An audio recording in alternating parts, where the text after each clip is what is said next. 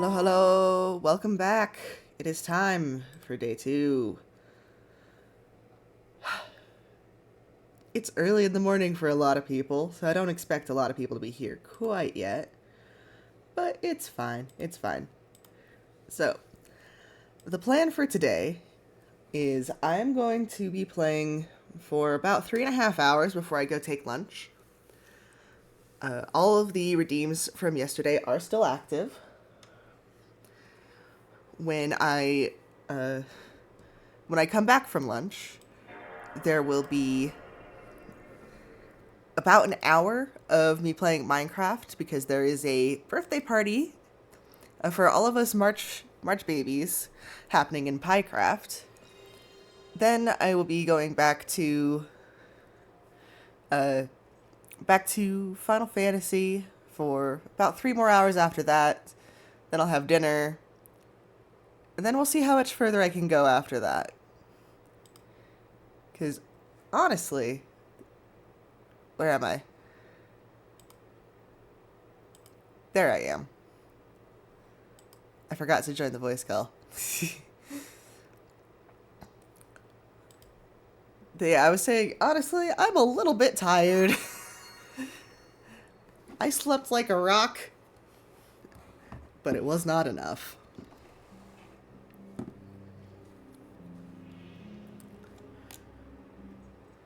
Also, while I was eating breakfast this morning, I did do a little bit of grinding so that we don't have quite as much grinding to do this morning. I should, in theory, have enough money to get some more better weapons and also enough spell slots to take on the Piscademons with some level 3 spells. But, you know, we shall see, we shall see. I also figured out the volume. I figured out the volume problem. So, what it was is that it wasn't separating OBS, like, my alerts audio and the game audio for some reason. But I do have it figured out now. This is scary, but I think I can do it if I do this. Because Bolt 2 is actually really, really scary. Look at that. My boy, he's become so powerful. Hey. That also gets us a lot of money, which is always a good thing to have. Because having a lot of money means that I can actually stay at the inn here in Elfheim and save here and not have to walk all the way back from Pravica or from Cornelia.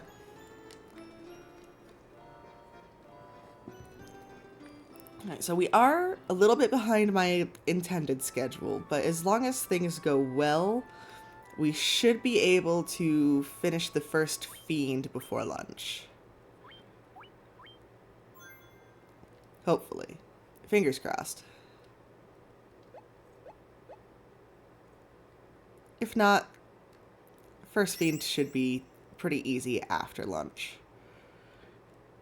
Because the way this game is split up, basically you fight the first fiend, then you fight the second fiend, like boom boom, one right after another. Then a whole bunch of nonsense happens, and then you fight the other 2 fiends. Let's give you fire as well. And I'm actually going to give her fire. Because it's good to have some AoE spells. Even if it is going to be a little bit expensive for me. And then for white magic, I have already got the Cure 2, yes. Let's get Dia 2.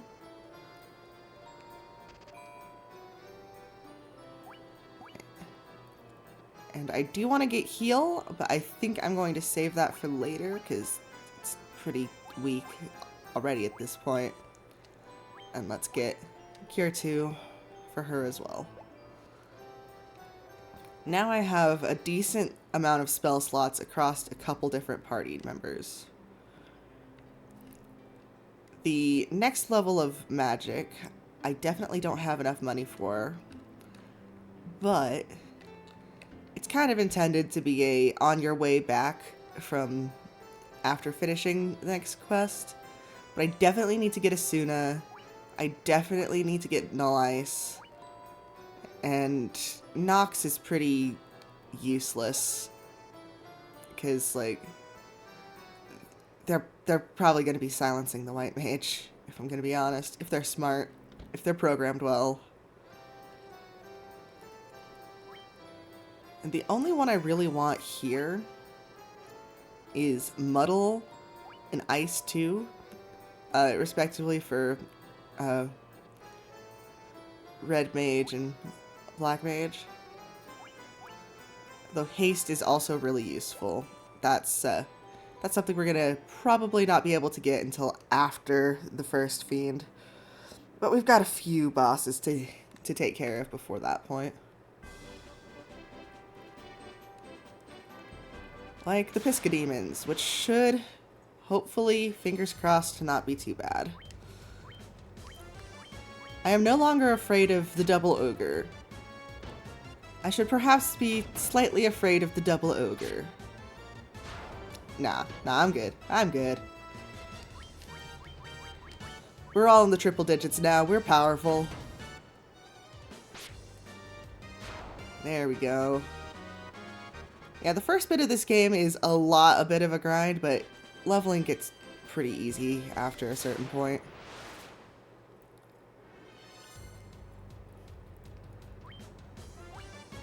Though, I'm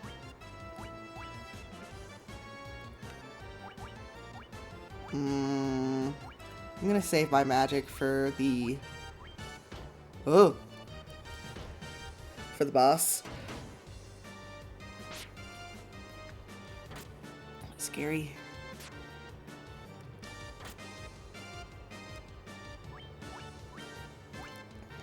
New attack. You use Cure 1. There we go. Yeah, these guys hit hard, but they're not all that scary once you reach a certain level. It's mostly the ogres, because, you know, them big clubs, they will hit you. They will turn you into a paste. Holy shit, good job, Reyna. She's getting very strong.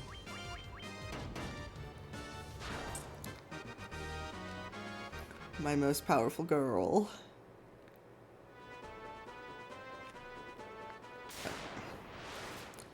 Please. 2 steps.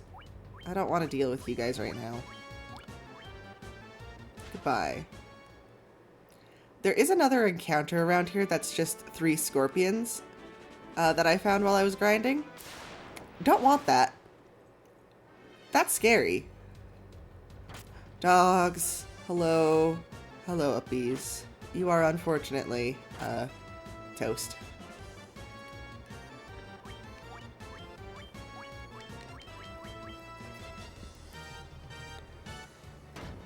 Yeah. I encountered the 3 scorpions. The 3 scorpions said, hey, why don't we do like 80 damage and also poison you?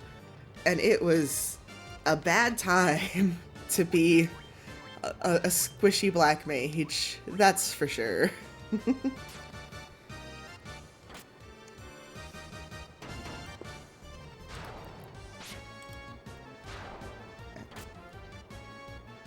am I getting messages?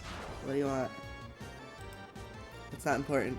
That's from the zine I'm in. I'm ignoring it.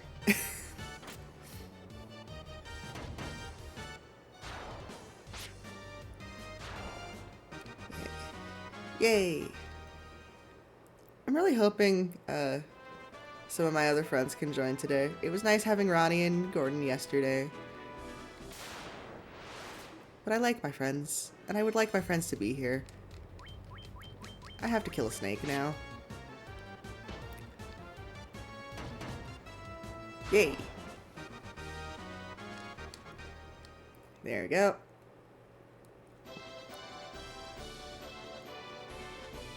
Yeah, it's a good thing sometimes, doing a little bit of off-camera grinding.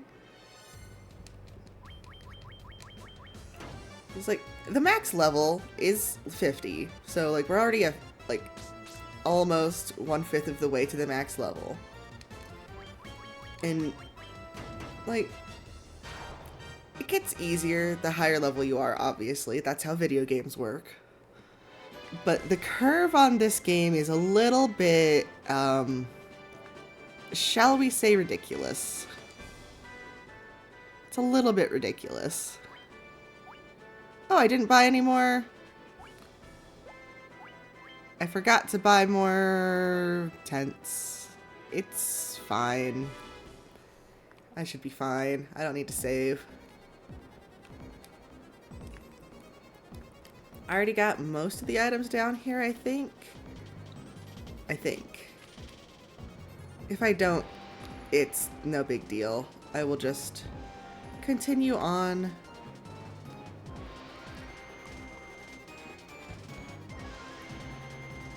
Just the biggest thing is there's rooms down here that are locked. Oh no. Oh no, I don't like you. I don't want to deal with you. Oh no. Oh no. Goodbye. Goodbye. Goodbye. Please. Thank you. Yeah, no, those guys are too much. Oh. Scary.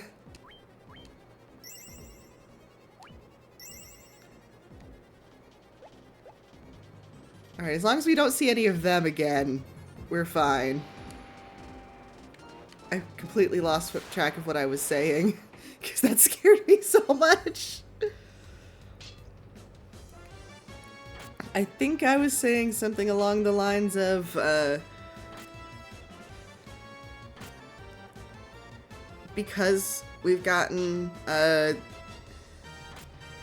such good levels now, we don't need to really worry too much about the enemies. Also that the level curve is frankly ridiculous. And I'm just going to blast these guys with a spell. Methinks. Do you mind? Fireball. Fuck you.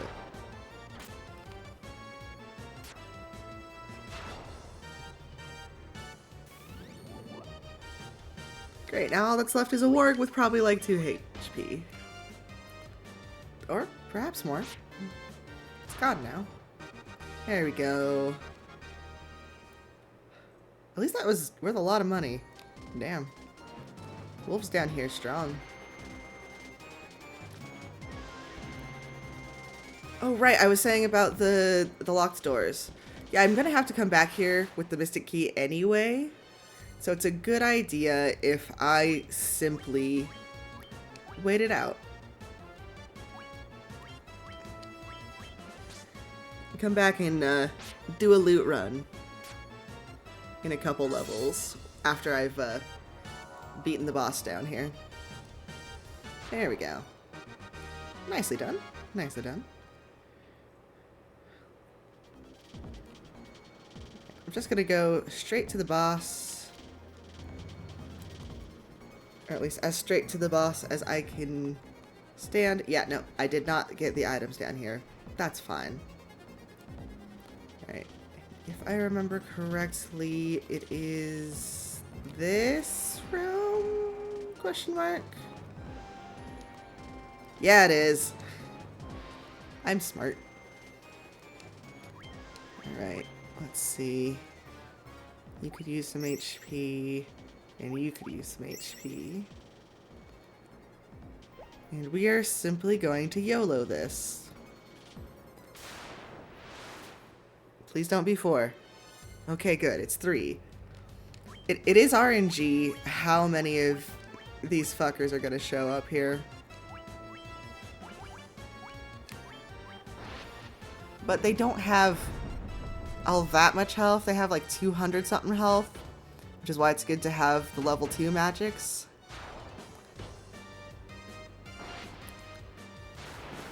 And if you're smart and fast and good, you can take care of them real easy, as long as you get the good RNG to get an encounter with less than 4. 900 guild, goddamn. Yeah, okay, I'm coming back here whenever I need more money. Crown obtained. Hell yeah. Awesome. Alright. Now we return that crown to the king of the Northern Keep. Because he's been dealing with Astus. And slime. No!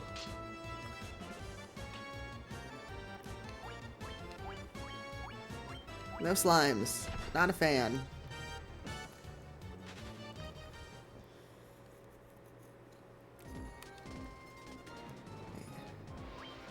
I am running out of antidotes. There we go.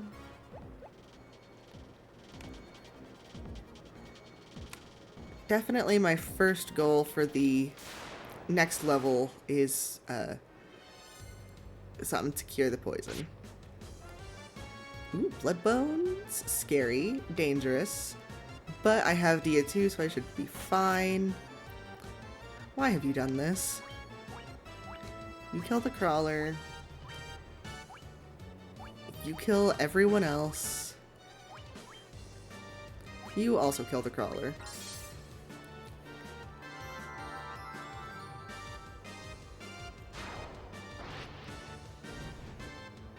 "17?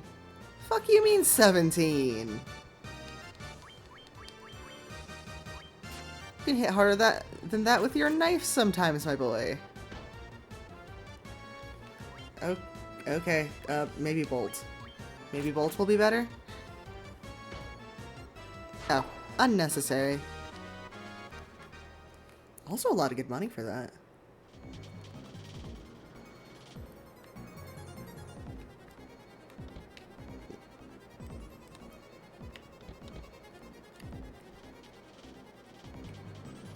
Goal achieved. Nice and easy. You do ideally want to hit level 11 or 13 or 11 or 12, if I can talk right, before we go into the Terra Cavern, I think it is. Rock Place, Place of Rocks. Do you mind? Oh, I'm out of charges.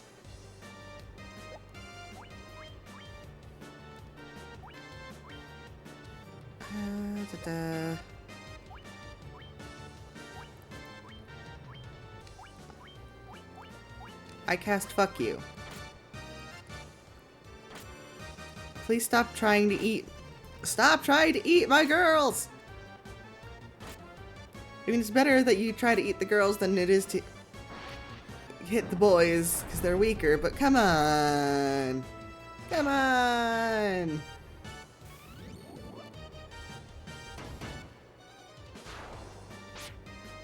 There we go. This is a good place to get levels, unfortunately. I do need to go get a whole bunch more antidotes and also buy some more potions. And also tents. Some tents would be nice. I'd like the ability to save. Oi! No. Bad. Around. There we go.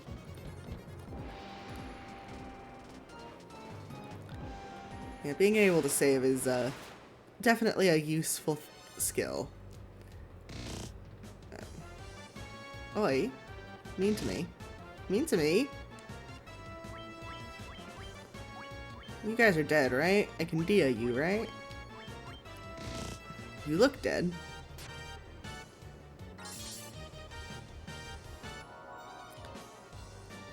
Yeah, you're dead. And hard to hit.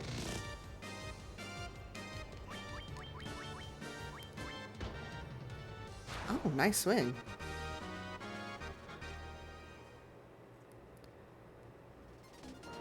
Alright. Let's get out of this cave. Not the slimes! The slimes who poisoned me so badly! The worst part of slimes is you can really only hit them with magic, which is fine. That's a good mechanic to have. But good God. The poison is not worth it, and now I'm out of antidotes.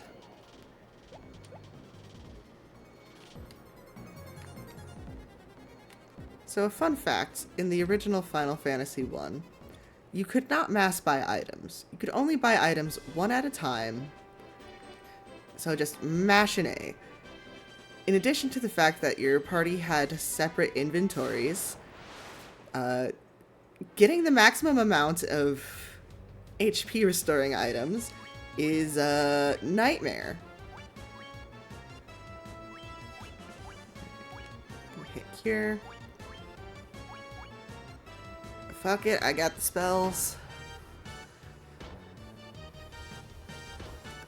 Oof, ouch, my bones. Goodbye. I said goodbye.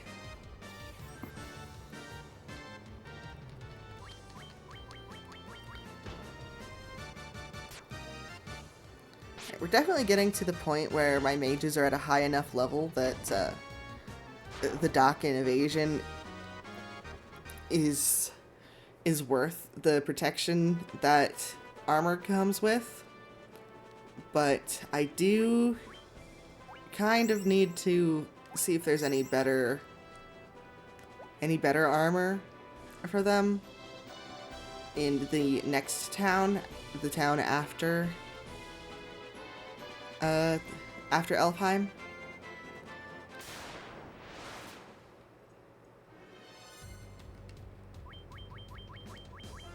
Hitting you, hitting you, hitting you. Go away. I am so tired of ogres.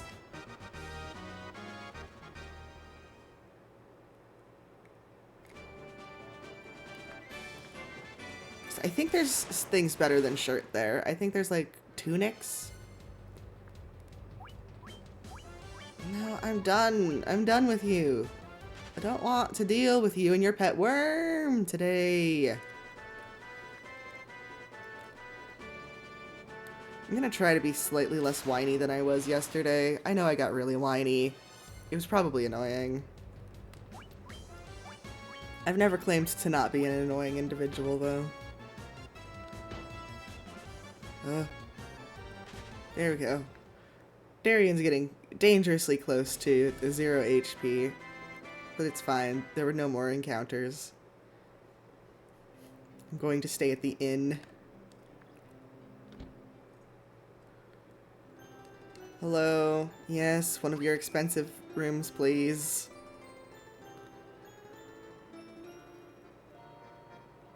Oh, I have exactly enough money for one more, or for one level 4 spell.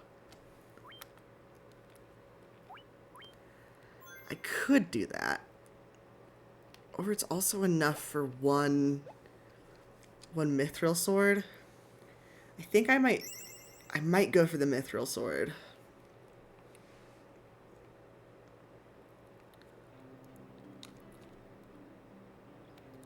Mithril sword's 400, right? It is indeed. Alright. I will have one mithril sword.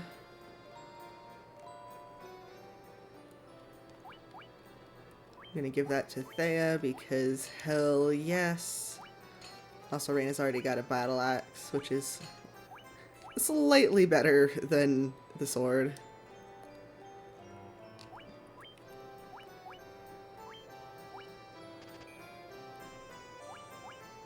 Right. And that'll get me enough to buy some potions, some antidotes. Excuse me. I didn't realize the top of the tree was a hitbox. I'm used to later games where it's not. Just double checking. Okay. Could get copper armlet. I'm pretty sure I've got, or not that I've got, but that there is a copper armlet that I can get down in the cave.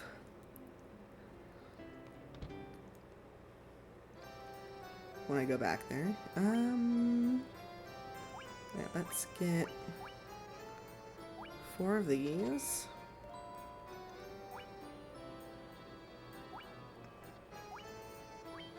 One of these so I can save.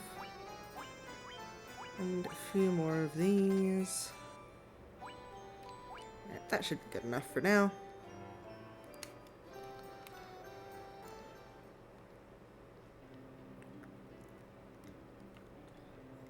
Let's go return this crown to the king of the keep.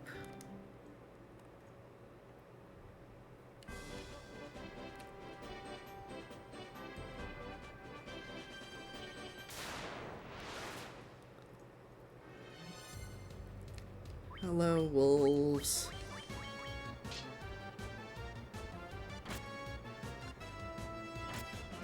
So I understand why wolves are like a super common enemy for these RPG games. But it's always so weird to me. Like, wolves in nature, they're not bad. They're sweet creatures. They're lovely, even. It's only when they're hungry, or they're desperate, or they're rabid that they would attack a real person. Because we're a bigger threat to them than literally anything else they could possibly eat. Like, yeah, they'll eat our sheep and our cows and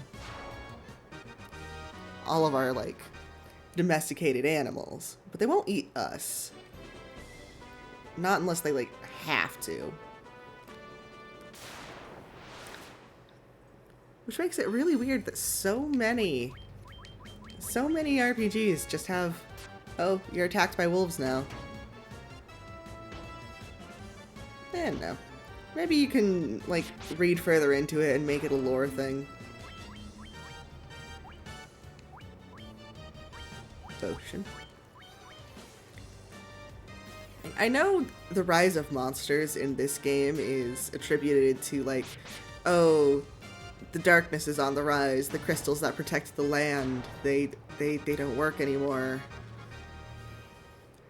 And that's why there's so many, like, goblin raiding parties and ogres and fucking dinosaurs running around.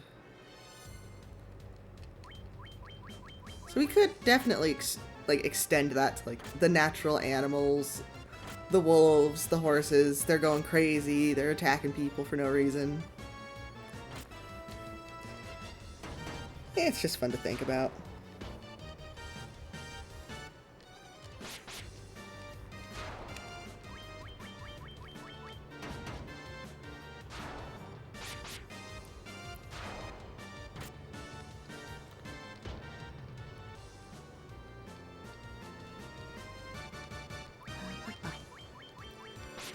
Da, da, da, da.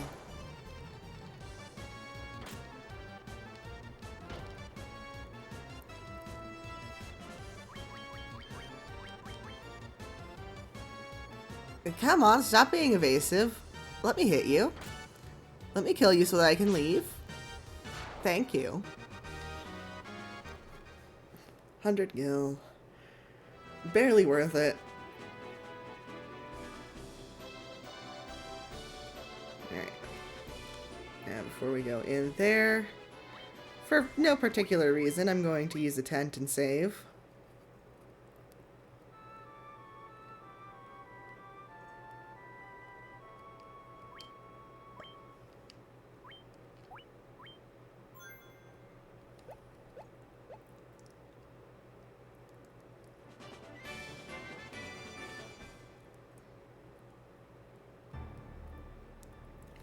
Western Keep.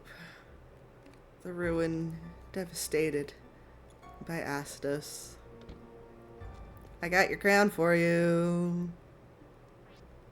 Oh, never mind. You're Astos.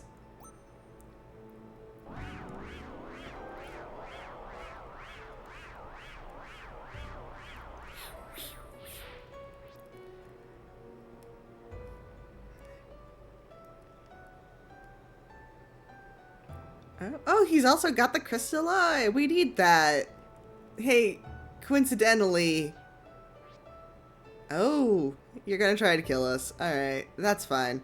Gives me more reason to murder you. Look at this man. Look at him. He looks so goofy. I'm gonna ice you. Excuse me?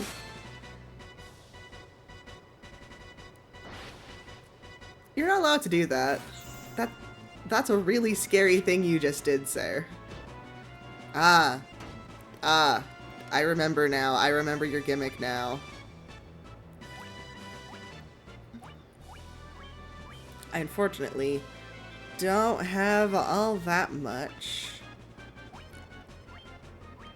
In the terms of single target magic for Thea. But it's fine. I can silence you. And now you can't do that shit no more. Ah! Unless I miss.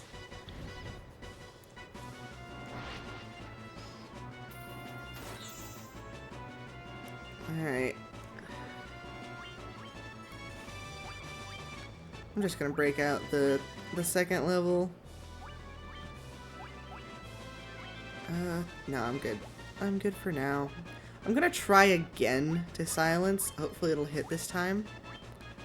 And I'm gonna break out the level 2 spells also. Because, fuck you, dude. Rude to me. There we go. You weren't so tough. You're a lot easier than those Piscademons you set guarding your crown. 2,000 gold! Fuck yeah! Reyna leveled up! Thea leveled up! Darian leveled up! Avery will level up in a couple more battles! Because he's behind on everyone.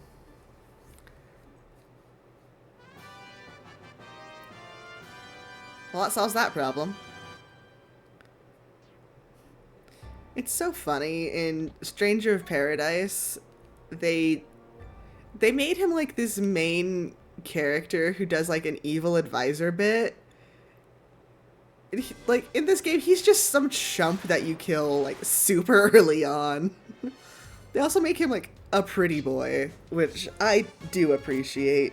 I do appreciate the pretty boy Astos. Though if you were following me on Twitter before I deleted, hey, Katie's here. Hi. Hi. I was just talking about Astos and how they made him a pretty boy main character in Stranger of Paradise.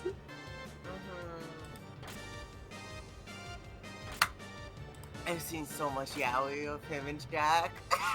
Yeah, there is kind of a lot of yaoi.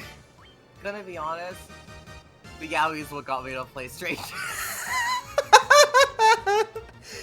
You know seeing what? Artists I like, specifically seeing Lone doing a lot of Strangers art was what got me to play Strangers. Valid. Like, it had always kind of piqued my interest, but like, seeing, oh, it's not dog shit, story-wise. No, it's not dog shit. It's a little bit confusing, but it's not dog shit. It's pretty good, actually. All things considered. Realization of, oh, this is exactly my shit. Yeah. And I kind of am in love with it, but I still gotta actually finish it at some point. Yeah, I also need to finish it eventually. It's been my personal little... I'll stream it if I just want to play the game and stream. Mm-hmm. But it's not like I'm streaming it because I'm showing you my whole playthrough. Yeah, no, that's fair. It's mostly been an off-stream game for me. Yeah. Which, as a streamer, you really gotta have. Oh, yeah, absolutely. Like, I'll stream Minecraft sometimes, but it's mostly an off-stream game for me. Yeah, that's why mostly I've been kind of doing the, like, old school Let's Player type streams, where, like, I play the game beforehand, so that way I go in knowing and can give fun facts and research. Hell yeah. But it also means I get to play the game on my own time first, and then stream it. Mm-hmm. There's something nice to be said about, like, streaming your first reaction, but I much prefer the old school Let's Player style of, like, here's a game I love. Let me tell you all about this game I love. Mm. The style of He Who Shall Not Be Named. Yeah. I'm assuming you know who I'm talking about, right? There's so many. It could be literally anyone. The one that starts with a C. Yeah, that's the first one I thought of. Mm-hmm. But there are, unfortunately, a large number of people who rose to fame and prominence and then proceeded to prove they were shit people. Yo.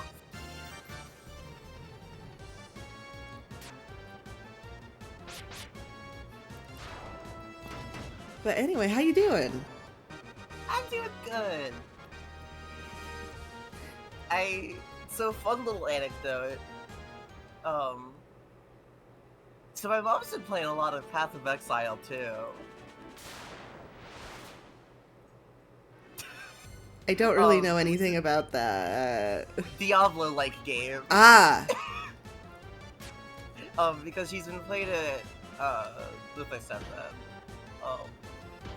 And you know, she's been getting into it, and now, you know, she's been playing it more on her own time. Now she's also just straight up playing Diablo 4. Nice. Diablo 4 is a good game. Yeah, It's not I've really... heard mixed things about it, but I assume it's probably better now that it's had a little bit more time to cook. Yeah, it's not a game that I like to play, but it is a game that I like watching other people play. It a little bit suffered from being a modern Blizzard game at launch. Yeah.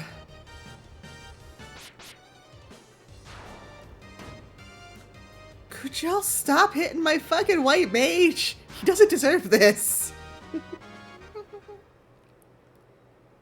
Oh, by the way, there's a new redeem. Oh? I don't know if you were around yesterday to see my new redeem. You can make me change my outfit. Ooh!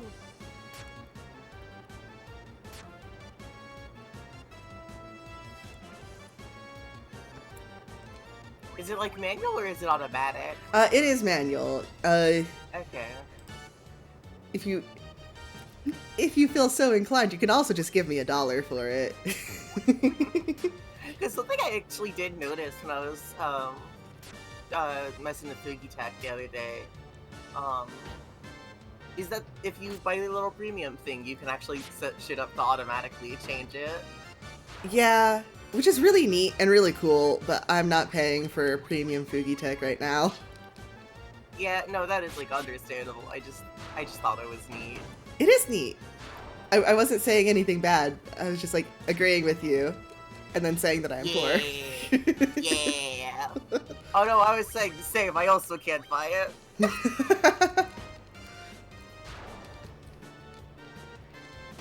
Man, I do actually kind of really like the little AI evolved talk spray for when I'm, like, guesting on streams. Yeah, the adorable little freak creature.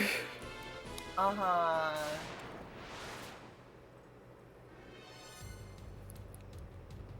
I don't want to deal with this right now. I think I want to leave. That's too many worms. Uh-huh. So how's FF1 been going? That's been going pretty good. I'm not supposed to be here yet. I forgot what stage of the quest I was on. Is this this is the PS1 This is the re-release? PS1 remake, yes. This Yeah, is the a one remake, that all of yeah. the other remasters and re-releases were based on. Mm-hmm. I feel like Chrono Trigger is in this weird. I kind of more so talking about like the remakes of it. Hmm. Chrono Trigger is in this weird place where every port of it is unique. Yeah. Like, there's definitely some parts that, like, oh, well, that's really cool and fun, and I wish it was in other versions, but there's other parts where it's like, oh, why is that So here? Chrono Trigger is, I think, generally, I think, also one of the few games where the DS port is the definitive edition of the game. Yeah. Because it has both a lot of really good quality of life shit, and it's also still got the PS1 cutscenes. Ooh, yeah. Yeah, that sounds like a good mix there. I like that. Mm-hmm. And also, it actually uses the bottom screen to, like, but, like, actually, like, make information on the screen a little bit more readable, so there's more room to look at. Oh, nice. Which I feel like is especially important for a game like Chrono Trigger, where you do need to actively be paying attention to the combat. Yeah. Chrono Trigger is one of those games, like, I haven't played it, but from what I've seen, it's super involved in, like, all the aspects of it. There's nothing that you can just button mash your way through. That's why I'm like, oh fuck, I need to, at a time where I know I'll have more room on my computer, get back into playing 13. Just so because I like stopped playing at the point where I would have started unlocking like the magic and shit. You know, the part where the game stops becoming much, the part where the game actually starts like opening up to you and feels more like Chrono Trigger. Ah, the part where the game starts being fun. Yeah. Like the opening is a really cool set piece. Kind of boring from a like battle perspective because you don't have a lot of tools yet. Yeah. You can't really take advantage of the character placement mechanics. You don't really have paradigms yet. I think that's part of, like, where Final Fantasy 13 struggles is, like, it doesn't have that good of a hook, and people, like, don't like the mechanics until later into the game, and so they're just like, I hate this game, actually. Because people don't realize it plays like Chrono Trigger. That's the thing. You have to treat it less like a turn-based Final Fantasy and more like you're playing Chrono Trigger, where you actually have to pay attention to where your characters are on the field. Yeah. I do need to give that a second chance, you know, now that I'll be, like, playing it myself. Because specifically what you can do is you can load up to your attacks. Like, if you have, like, a combo you know you want to do, you can load up most of the attacks into the combo and then wait for the right moment to actually put it into play. Because sometimes it's okay to take a little bit of damage if it means you can also get your character in a spot to do some big damage. / like, avoid later damage. Nice. Yeah, again, it's the same mechanic that Chrono Trigger uses, where your characters are located during the battle is actually important. And you do want to pay attention to that for, like, what's a good time to use certain attacks. Especially, like, if you want a character to hold off, then you make sure they're using range attacks, so they're staying away from the enemy. Neat. Yeah, it's little things I find really interesting about the game. Because if you use a bunch of melee attacks, that means your character is going to be right up close to the enemy. It means, hey, that means they can get the shit beat out of them. It's just, unfortunately, for the beginning part, because they know you don't have a lot of tools at your disposal, it's also piss easy. Yeah. With the intro section. That's like, fine. I think it's good for an intro tutorial, first couple levels to be easy. Yeah, but it does kind of make it feel even more button mashy. That's fair. again, it's the cool big set piece, and a Mhm. lot of the stuff that's the cool big set piece really is cool and kind of draws you in. It's like it's just the issue of, again, you can't really do strategy at this point in the game because Mhm. you don't have all your party members yet, and also you don't have magic yet. Yeah. And especially if you want to get like really into the magic mechanics, nothing to do. You don't even have the main gimmick mechanic of the paradigm system yet. Eesh. Which, first of all, I fucking love the paradigm system as like a cool way to like basically go, yeah, each character has their own thing, but in terms of general Final Fantasy classes, this is our replacement for like the type of system where you can just like give a character a different class at any time. Hmm. And I think And that's also, really cool. I like mhm. the ability to change between classes. Like, I'm pretty sure only 313 have had that. Yeah, because 12 kind of does, in the fact that you can choose what class you want a character to be, but you can't really change it after the fact, right? Right, and that was only introduced in the Oh, international Zodiac version. or International. Okay, yeah. Yeah, so the original release here in the States, they just were assigned a class and they just had that. I can't remember if it had basically 2 international editions or just 1. Oh no, because it's specifically called the International Zodiac System Yeah. or some shit like that. No, And then you're Zodiac exactly Age correct. is the remaster Yeah, Zodiac Age is that the brought that remaster. shit over. Yeah, it's like how fucking, if you're gonna play Dirge at this point and you're not like playing on actual hardware, just download the international version. Yeah, It'll be in English anyway, yeah. but it just means you have the fun little features you have the nice quality of life shit that was added in the US version. And The also actual the international fixes from the version. international version. And yeah, also, and the fixes from the international version, and also the Japanese content that was cut. Hmm.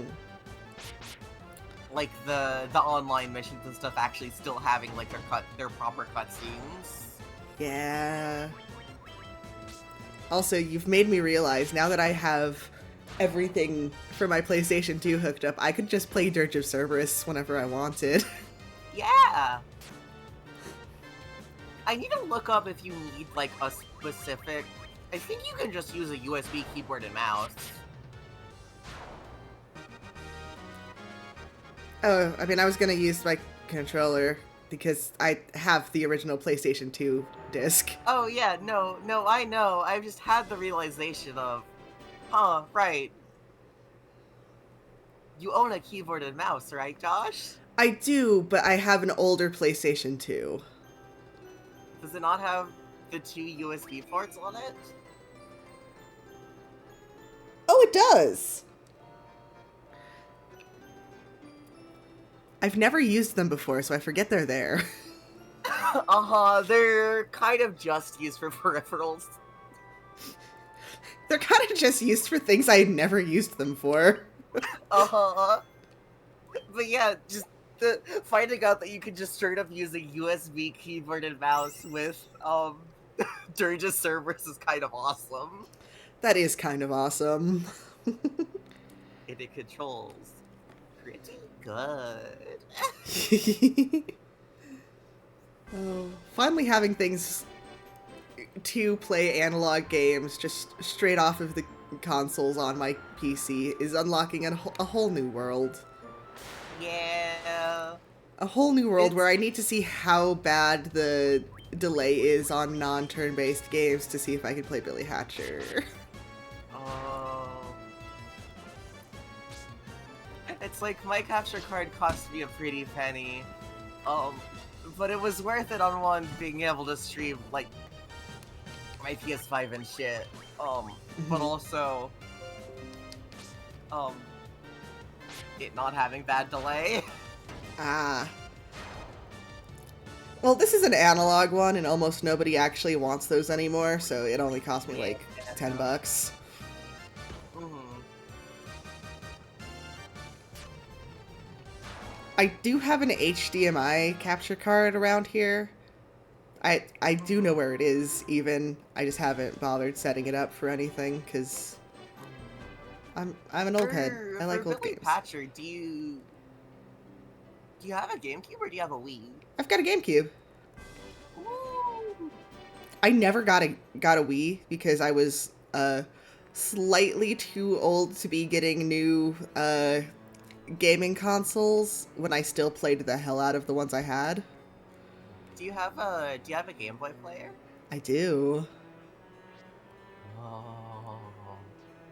So, I need to send you the links for piece of homebrew that makes Game Boy Player better, so that way you can get nicer footage of it. Removes the crust.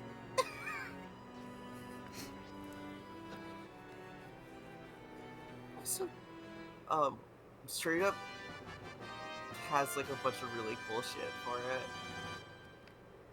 Nice. I'll have to poke around with that.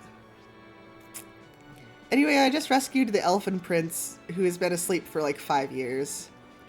Yay! And now I have a fancy key, which means I can go open literally every door. Mhm. I'm also tiny bit jealous that you're more able to stream actual hardware GBA games than I am right now. Oh, I'm sorry. Oh no, don't be. It just means ah fuck, wish I had the money to buy the little HDMI kit mod for my GBA. Oh. If I had a second one, I would send it to you, but I only have the one.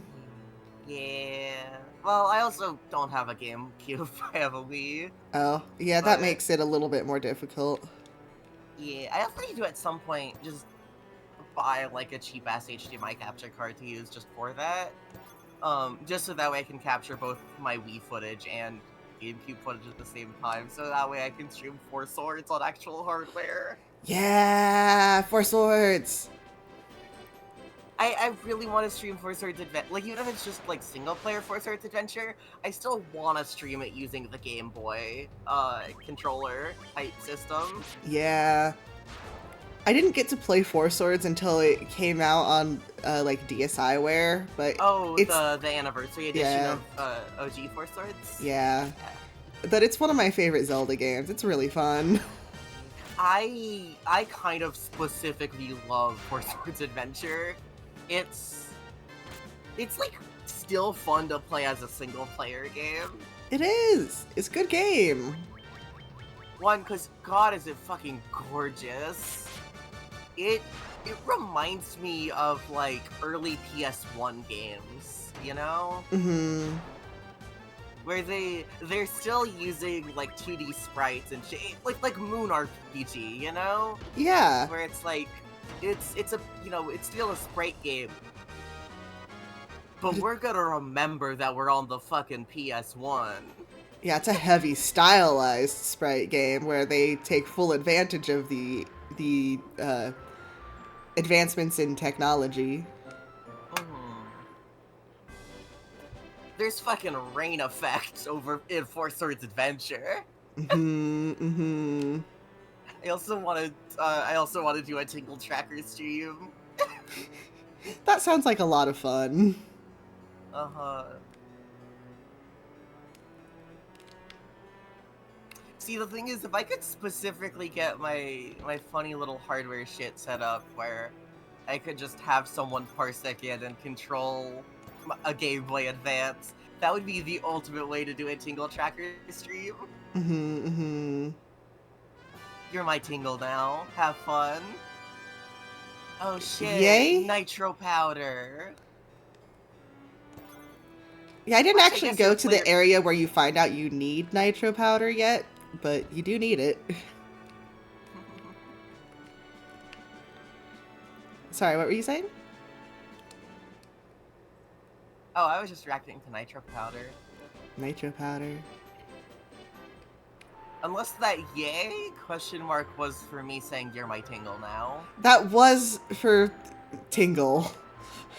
Okay. I do not want to be Yay! Tingle. I guess technically you're not Tingle, you're the player who's controlling the Tingle tracker, and so you're communicating with Tingle. You're Tingle's little errand boy now. I don't know if that's better or worse. Uh-huh. I just realized your Tingle now is literally a character in Wind Waker who got kidnapped by Tingle. Oh. One of the Tingle brothers isn't an actual Tingle. Yeah, because he's also the person you talk to for the fucking ghost ship quests. Everything about Tingle is slightly uncomfortable. He just got fucking shipwrecked. Well, because, like, OG Tingle is fine. Wind Waker Tingle is possibly ex-Yakuza. I'd say it's likely ex-Yakuza. Likely ex or current Yakuza. Yeah. And that's not, like, a joke, that's canon. Yeah. Explicitly. Explicitly. The design on the back of his costume is meant to invoke a Yakuza tattoo. Mm-hmm. Oh, that reminds me. Did you see the little animation for the Yakuza crossover with Among Us? Oh, I haven't seen the actual little animation for it yet. It's cute. They've got Among Us Kiryu singing Bakamitai. Oh, cute.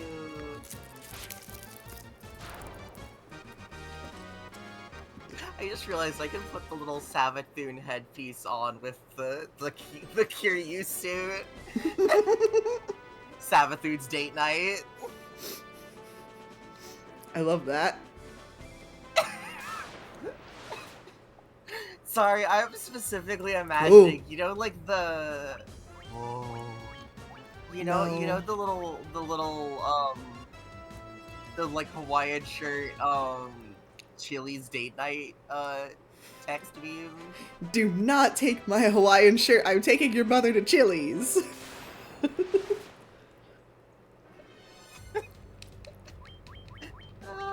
That's Savathun, I think, with, I guess, Nokris, question mark, but...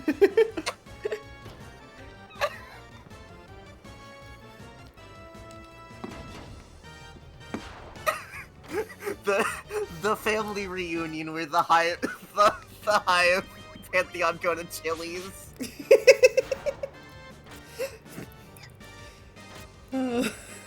It's always funny sending random characters to Chili's. Always.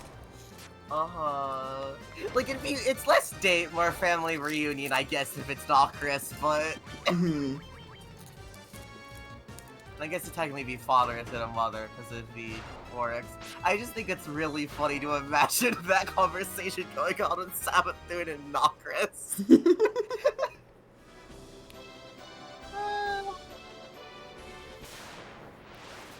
Like, in general, it's really funny to be a little bit fandom brain about Savathun and Nokris, because... yeah, this is your nephew who is your brother's least favorite son. Oof. who you now have custody of, because he was banished for his heresies. Jesus. Uh-huh. But it's kind of really funny to just imagine anti-Savvy. Because they do not have that relationship in lore. At least from Nokris' perspective, they don't. I think it is from Savathun's perspective, to be clear. Ah. Oh, shit. Job change. I'm gonna be a red mage now. Yay! I was tired of being just myself. I've been here an hour. Also, it's really cute. I love the sprites that Gordon made for me. Miles Edgeworth ass. Yeah, I really like how the face is done on this Talk Sprite set. Maybe, Mm-hmm. like the muzzle is a little bit more wider than it is long. Yeah, chunky dog shape. You can fucking very much tell. Like, I mean, Gordon's art was already good, but it got better. Yeah, he's been doing nothing but improving his art, like, since I met him. It's incredible. Uh-huh.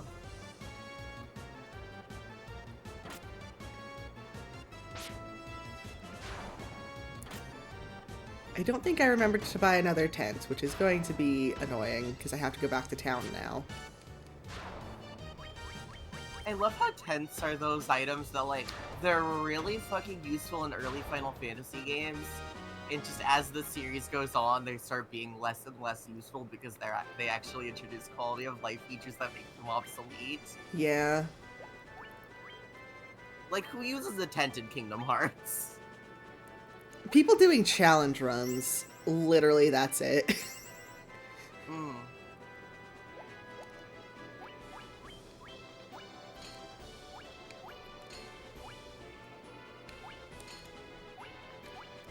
I forgot to upgrade their items that I got them out of the fancy chest that I stole from.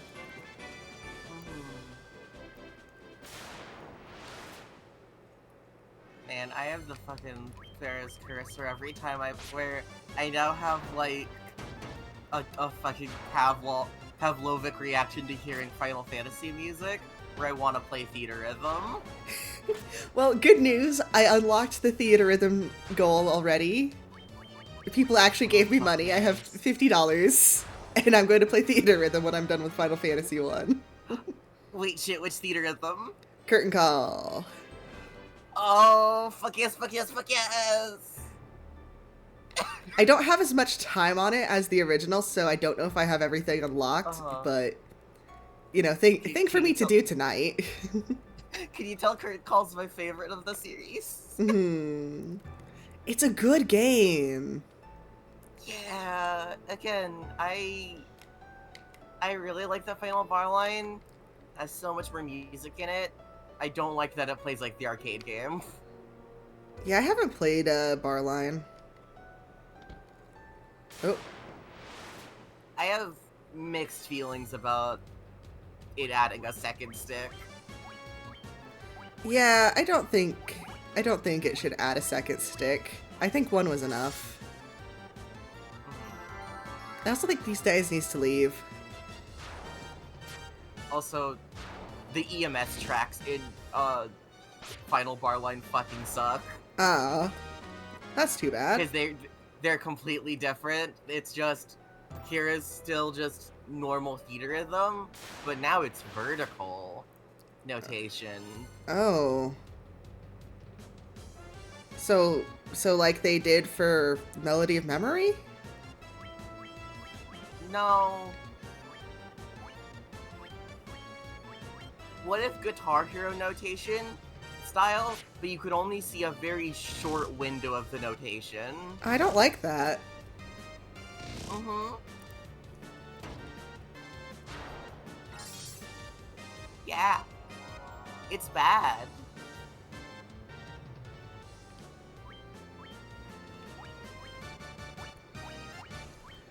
Well, I'm not gonna play it.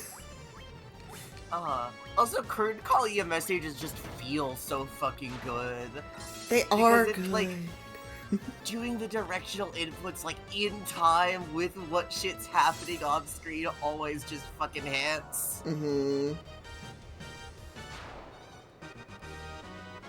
Yeah. I still need to go through and play more of Curtain Call to like actually unlock all the characters. Yeah, I've got most of the songs, I think. I've got at least, like, the main songs. I definitely don't have all the characters. I mean, I downloaded the DLC tracks, so I have just all the songs already, but... Oh, nice. Uh-huh. I think I've only gotten, like, a perfect on one song ever, but I think it was an FF1 song. Ah. I think it was, well, it was one of the airship themes from a Final Oh. Fantasy game. Those are fun. Mhm. Yeah, I was playing a little bit last night, just, make sure I still am up to snuff. And I was 2 not perfect hits away from getting a full perfect on the Sunlit Waterscape because I played so much of it in the first game. Oh. And that was my first try. So I don't know. I think I'm fine. I don't think I need to practice. Man, it's kind of awesome thinking about the first Theater Rhythm game, and that it has Versus 13 music in it. Yeah. Yeah, it's good. It's good that they did this. It being early enough that they put teaser songs in for 13-2 and Versus 13. Yeah. The first game is organized like a nightmare, but Yeah, it's kind of the most nightmare of rhythm game possible, but there is teaser songs for a game that never there is happened. uh-huh. Man, I managed to find a MIDI of specifically the Versus 13 trailer song. Oh, Uh-huh.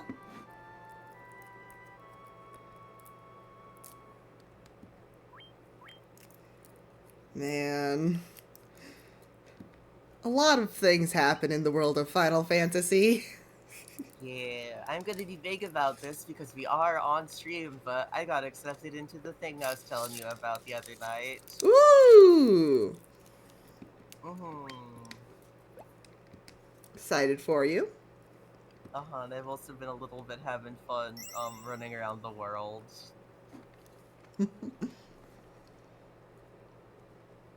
And that's all I'll say. I'm so happy for you. Uh-huh. I was a little bit like, fuck, I want to tell you more, but we are on stream, and unfortunately you're gonna be on stream for a long time. Yeah, unfortunately, I'm on stream for all day. Uh-huh.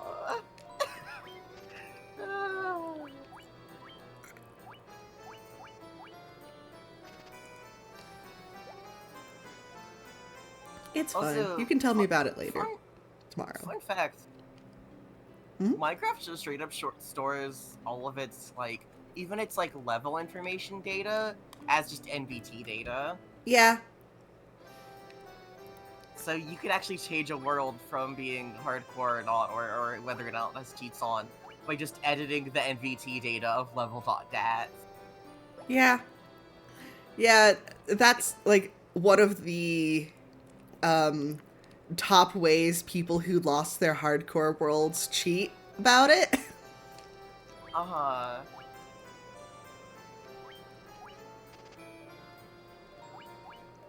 I don't quite have enough for the second one. Unfortunate.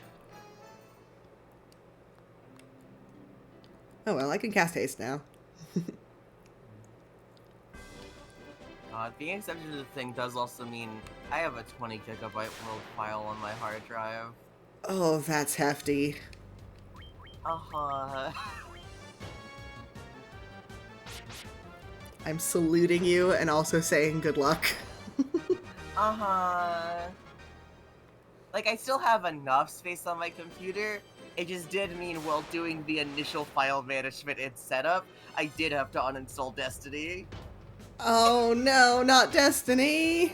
I installed it, I reinstalled it. It's the, well, if I'm doing file management with big files, I should probably make sure I have, at least over 100 gigabytes free. Mm-hmm. Destiny's a big game. Destiny's a big have. game. And, I mean, to be fair, I only have 500 gigabytes of storage. Oh. Yeah. Yeah. I don't have a lot of storage. No. You might want to see about investing in some external hardware. Yeah, I need to get a proper external hard drive. I just kind of have an SD card and a micro SD reader. Ah, yeah. Which is good for if I need to archive shit, or I just need to use it while it's still on there. Mm-hmm. It means transferring files is a pain in the ass long process. Yeah.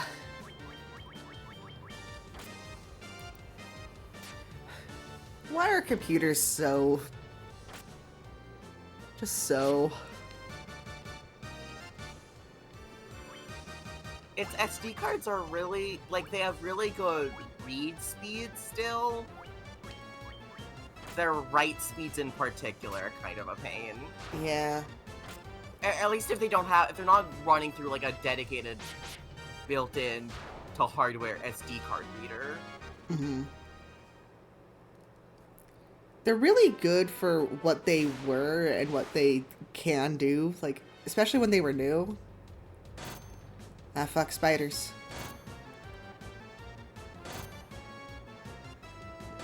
I would like to not the spiders. Think about... Again, I think I've talked about this before, but the fucking curse of, like, liking having physical media, but also hating optical media specifically. Because even the fastest Blu-ray even the fastest, nicest Blu-ray discs are still slower than USB 2.0. Yeah, unfortunately. USB 2.0. Yeah. Well, like I was saying about things being good for the time in which they were made. Uh-huh. It's like they're really fast for optical media. It's still optical media. It's still optical media. Why am I being haunted by spiders? Oh, the ranchos. Literally everything needs to... It's like we're at the point where we went from... Like, I mean, the main reason we went from cartridges to discs for consoles was just because discs could hold more. Mm-hmm. But now we're at a point where cartridges can also hold more. Yeah, now. Cartridges also have advanced to the point where you could basically put the entirety of all the first 6 Final Fantasies on a cartridge smaller than the size it would take to put them on a disc. And, you know, I talk about how, you know, well, with the size games are now, like, sticking with Blu-ray does at least make sense for size reasons. And that would be true if these games were actually on the fucking disc most of the time. You know, the biggest problem is that people aren't optimizing and everything is downloaded. Like, if you optimized your fucking games and made sure they were done before you shipped them, you could fit them on that disc. Easy peasy. You know how you could tell 7 Rebirth actually is on the disc? Because it needs multiple discs. Mm-hmm. I love the modern state of gaming and how it's like, even with how big games are, they're not even on the fucking disc. The disc is just a license. Yeah. It keeps reminding me of that story of that kid that kept trying to buy, what was it, the Mass Effect or something, but couldn't actually play Mass Effect because it wasn't on the fucking disc and they didn't have internet. Yeah. Yeah.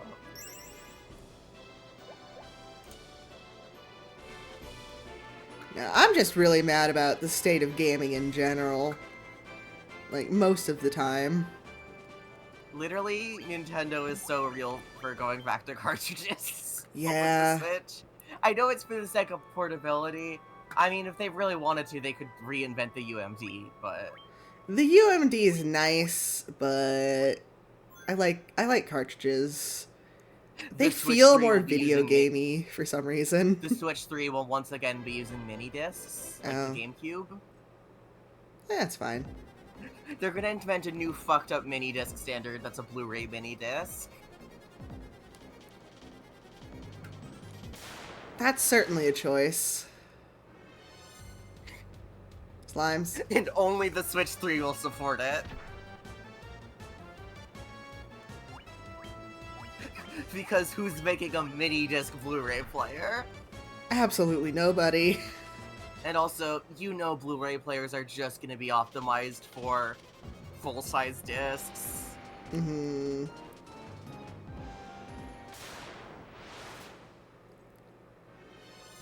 Because at least when the GameCube, like, existed, mini discs were, like, a thing, at least. Yeah, they weren't like a common thing, but they were a thing that more than just they were using. So players could at least theoretically play them. Mm-hmm. I mean, it's a video game disc, so it wouldn't work anyway, but... But the idea of a Blu-ray mini disc standard that's invented just for video games is kind of really funny to think about. Yeah. It's like, why would you do this? Like, even if you wanted to put, like, fucking movies on that standard, no player could play them unless it was a player made to play them. Mm-hmm. Or the Switch 3. Or the Switch 3. I mean, UMDs are basically mini discs. UMDs are definitely a thing that exists and that they do have movies on, so you never know.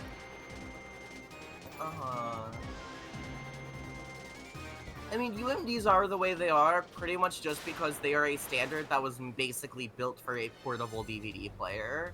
Mm-hmm. So that way you don't have to worry about, hey, so I have this thing in my hands and, like, I'm actively moving it around while it's reading data. That's fine, right? That's not going to make a problem, right?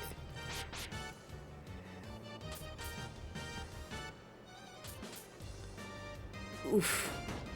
Scorpions, why do you hit so hard? We need a disc that's small, but also is in a cute little shell. Mm-hmm. So it doesn't get jostled around. They function very much like a floppy disk and look like it too. Yeah. I mean, I guess, yeah, they pretty much are just an optical media floppy disk. Mm-hmm. Huh. Ooh.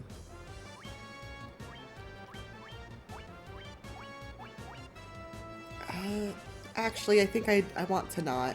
I think I want to not.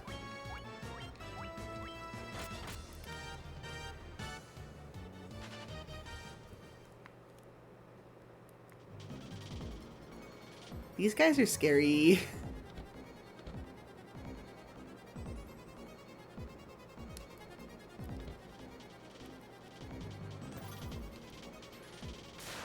Oh, so this is one of those fun games where they make a silly choice of if you open one chest, you won't be able to open another one, but they're all roughly the same, you know, value of items inside, so it really doesn't matter. Wow, you can really tell this is the first Final Fantasy because they're called slimes. Yeah. Yeah. That's not a flan. That's a slime. It's a slime. They don't know how to make flan yet.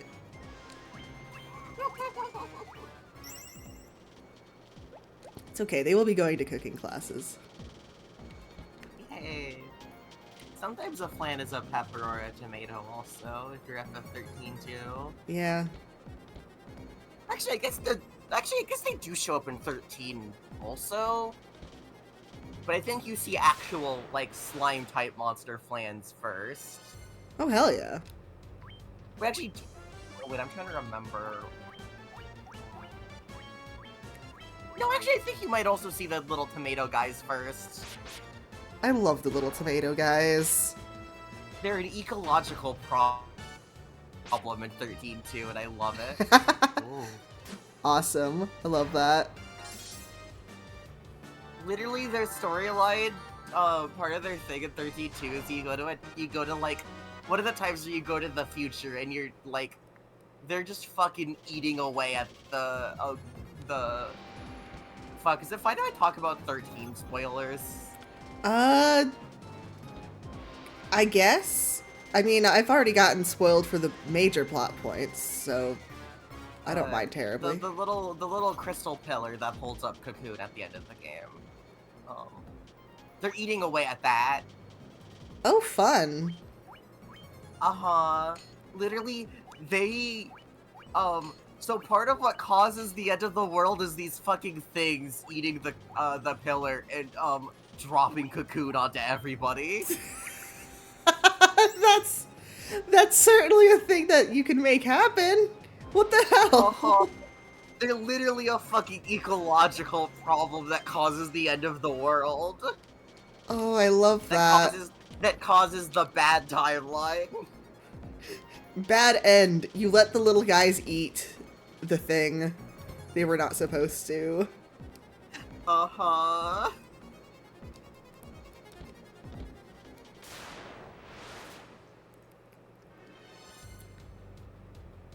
Slimes, please. I think I've talked about this before, but I'm like, man, I need to read the 13 novels so that way I can learn about Cactar. Oh, Cactar, beloved friend. I can learn Cactar. I can learn about the Fal'Cie Cactar who thinks he's just a normal Cactar. Oh. Okay, this is my last antidote, so you guys can't get poisoned anymore. It's Snow's friend. Oh, it's Snow's friend. I fucking love that. So, like, in 13-2, you meet up with Snow again, you find out, oh shit, he's a l'Cie, how did that happen? And I think you have to actually look in, like, I think, like, the codex, to find out, and also, I guess, read the novel. But he made friends with a Fal'Cie named Cactar, who thought it was just a normal Cactar. And Cactar, died, and specifically as, like, a thing, made Snow a l'Cie, specifically with no goal, so that way he never turns into a thief. Oh, that's nice.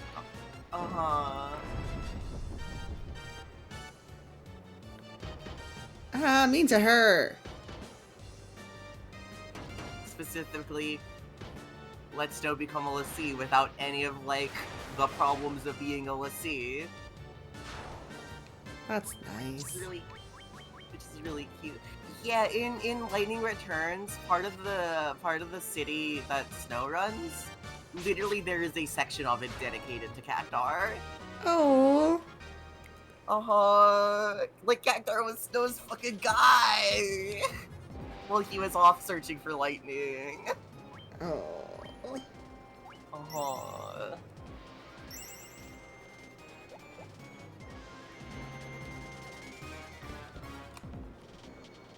And I need to know about the Fal'Cie that literally thought it was just a normal Cactar. Yeah, I would like to know about that also. Like, that's so beautiful. Imagine you think you're just a normal Cactar, but no, you're some magic bullshit. You're some type of god. I guess demigod is closer to what the Fal'Cie are, but... Yeah. Divine beings, I guess. Yeah. Like, they were created by the gods, but they themselves aren't god. But they... I mean, if you played 13 and know what a Fal'Cie is, they're pretty much gods. They're gods compared to human, just normal humans. Oh, hell yeah, level up. My girls, thinking about they the become fact so that strong. there aren't even Moogles in the first Final Fantasy game. There's no Chocobos, there's no Moogles, there's no, what else is in here? Like, half the iconic enemies? Like, sure, there's ooze and slime, but those are different things than what became the puddings and the everything else they're called. The pudding's in the mess on the floor. Yeah. I think ooze are still. I think sometimes they're still called ooze, but like they are also tend to be like just a fucking mess on the ground. Yeah. You spilled some of your Kool-Aid on the ground, and it came to life. It became sentient, and now it wants to eat your face. Meanwhile, flans are like they're a little bit scary faces, but like that's just a goo. That's a slime. Yeah, a platonic ideal of a slime. That's one of them. I do think in my heart of hearts, the platonic ideal of a slime isn't even the Dragon Quest slime, it's the Maple Story slime. Yeah, the Maple Story slimes are good. Because Dragon Quest slimes are too distinct. Yeah. But Maple Story slimes are that good in between of round little thing, but also they've kind of got the little pointy antenna bit. But also Maple Story slimes, they have their little bobble. Yeah. Oh, this is a scary group of enemies. I'm leaving. I need more art of Freezy where she has her little bobble. Her little bobble is heart-shaped, by the way. Oh, heart-shaped bobble. Uh-huh. You should show me more art of that so I have a reference. Yay! Like, when I draw her myself, I tend to include her bobble. It doesn't look the best, because I always have that little bit of the, how the fuck do I put this around the ears, but... Yeah! Being a bunny kind of makes it difficult to have other fun things. Because I also like... Because here's the thing, she has big poofy bangs also, so it's like... She is in like, fact the cutest.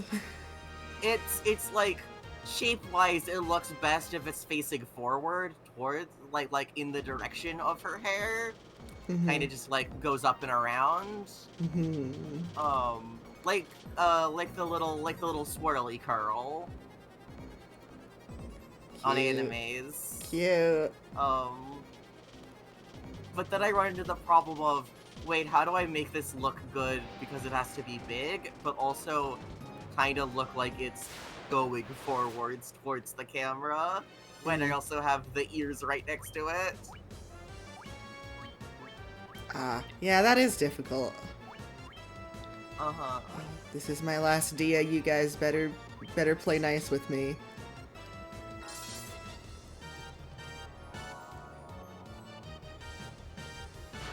They did.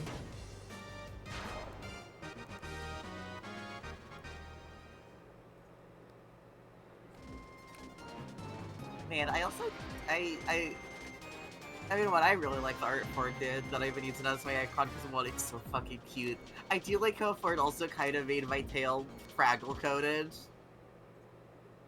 Yeah. Which, to be fair, that is also part of it. Of the design idea for how I like the tail like that is it is a little bit meant to evoke Fraggles. The pom-pom on a pipe cleaner look.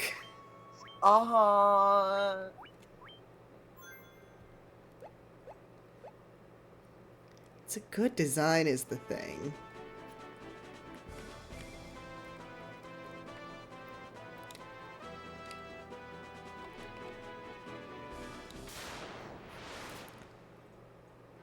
Fraggles are just in general, I think, peak little creature type design. Mm-hmm. Because they've got snoot. They've got snoot. They've got tail. They've got really funny, awkward way of running. Because they are also puppet. Hi, Vin! Hi, Vin! Vin is here. They are my friend. And speaking of puppets, my favorite little fun fact about puppeteering, so you know people talk about how like if they've been like a gymnast or a ballerina for a long time, it starts to like their body kind of gets used to it and Hmm. starts kind of their bones settle to kind of because of what they in a way because of what they do. Uh-huh. So that happens to puppeteers also, That is a fun fact. especially especially film puppeteers. If they know what to look for, chiropractors can tell you're a puppeteer. Um, Beautiful. because your fucking shoulders will be at an angle because you are literally always reaching up, basically. Yeah. Like, I can hold my hands above my head for a really long time because, like, hobby puppeteering, and it definitely impressed some teachers when I was still in school. Uh-huh.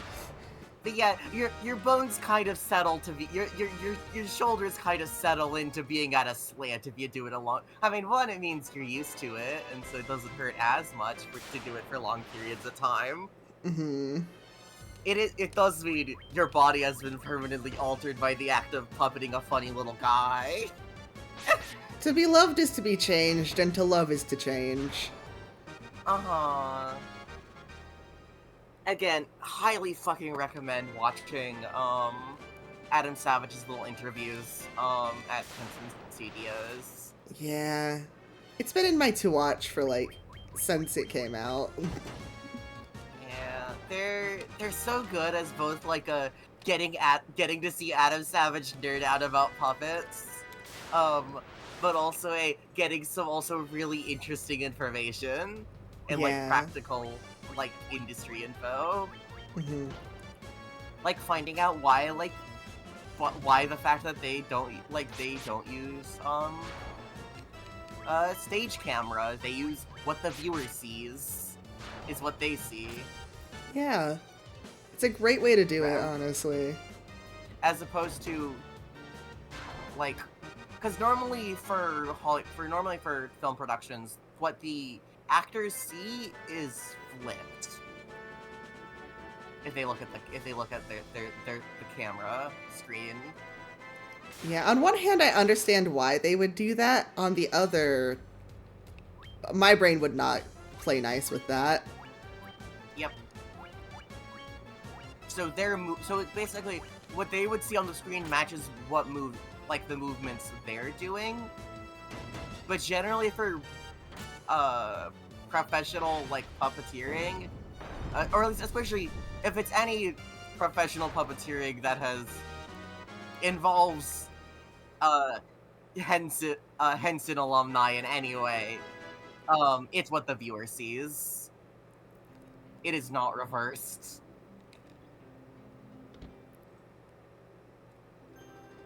I mean, the the thing is, I already don't know my rights and lefts.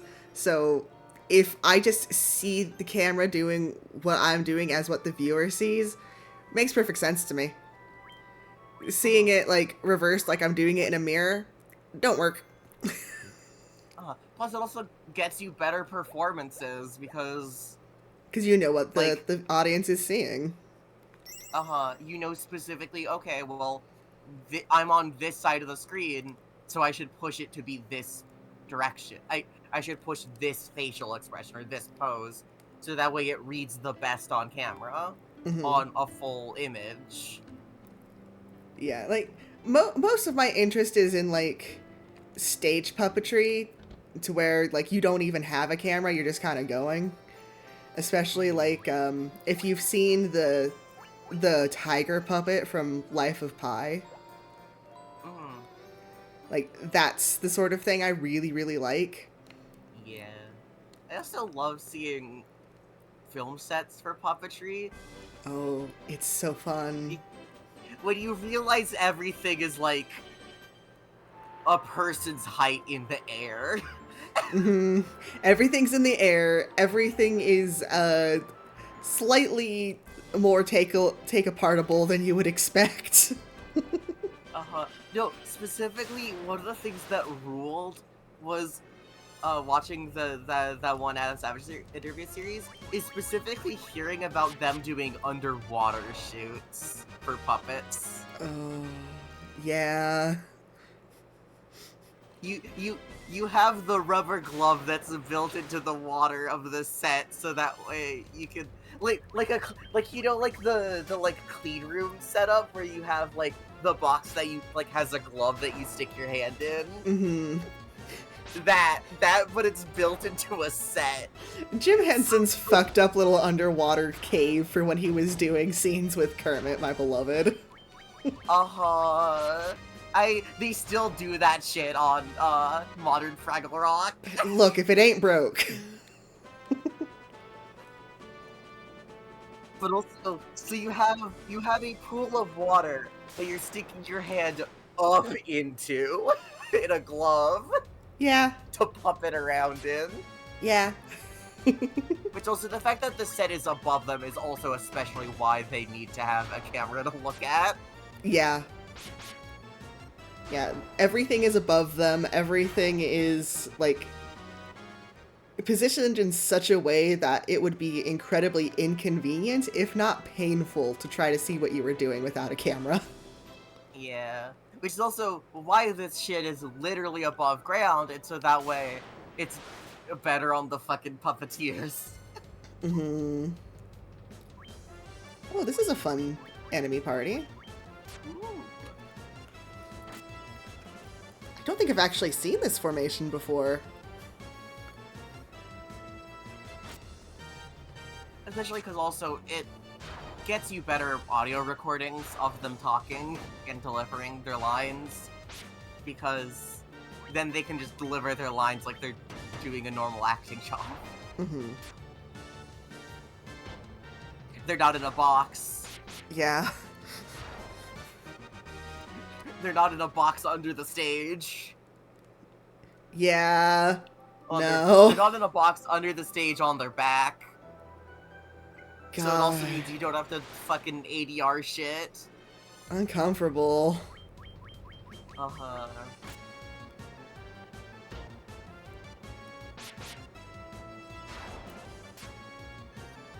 It's...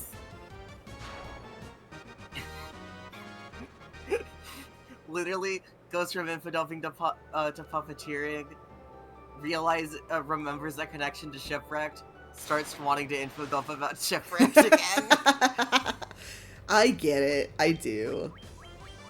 I've been thinking about the fact that, like, to be fair, this is now dubiously canon information and might not, and probably isn't canon anymore.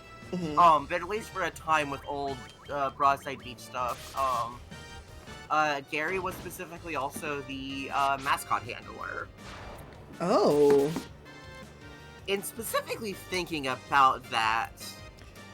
Yeah, when your mascots are horrible flesh monsters half the time. No.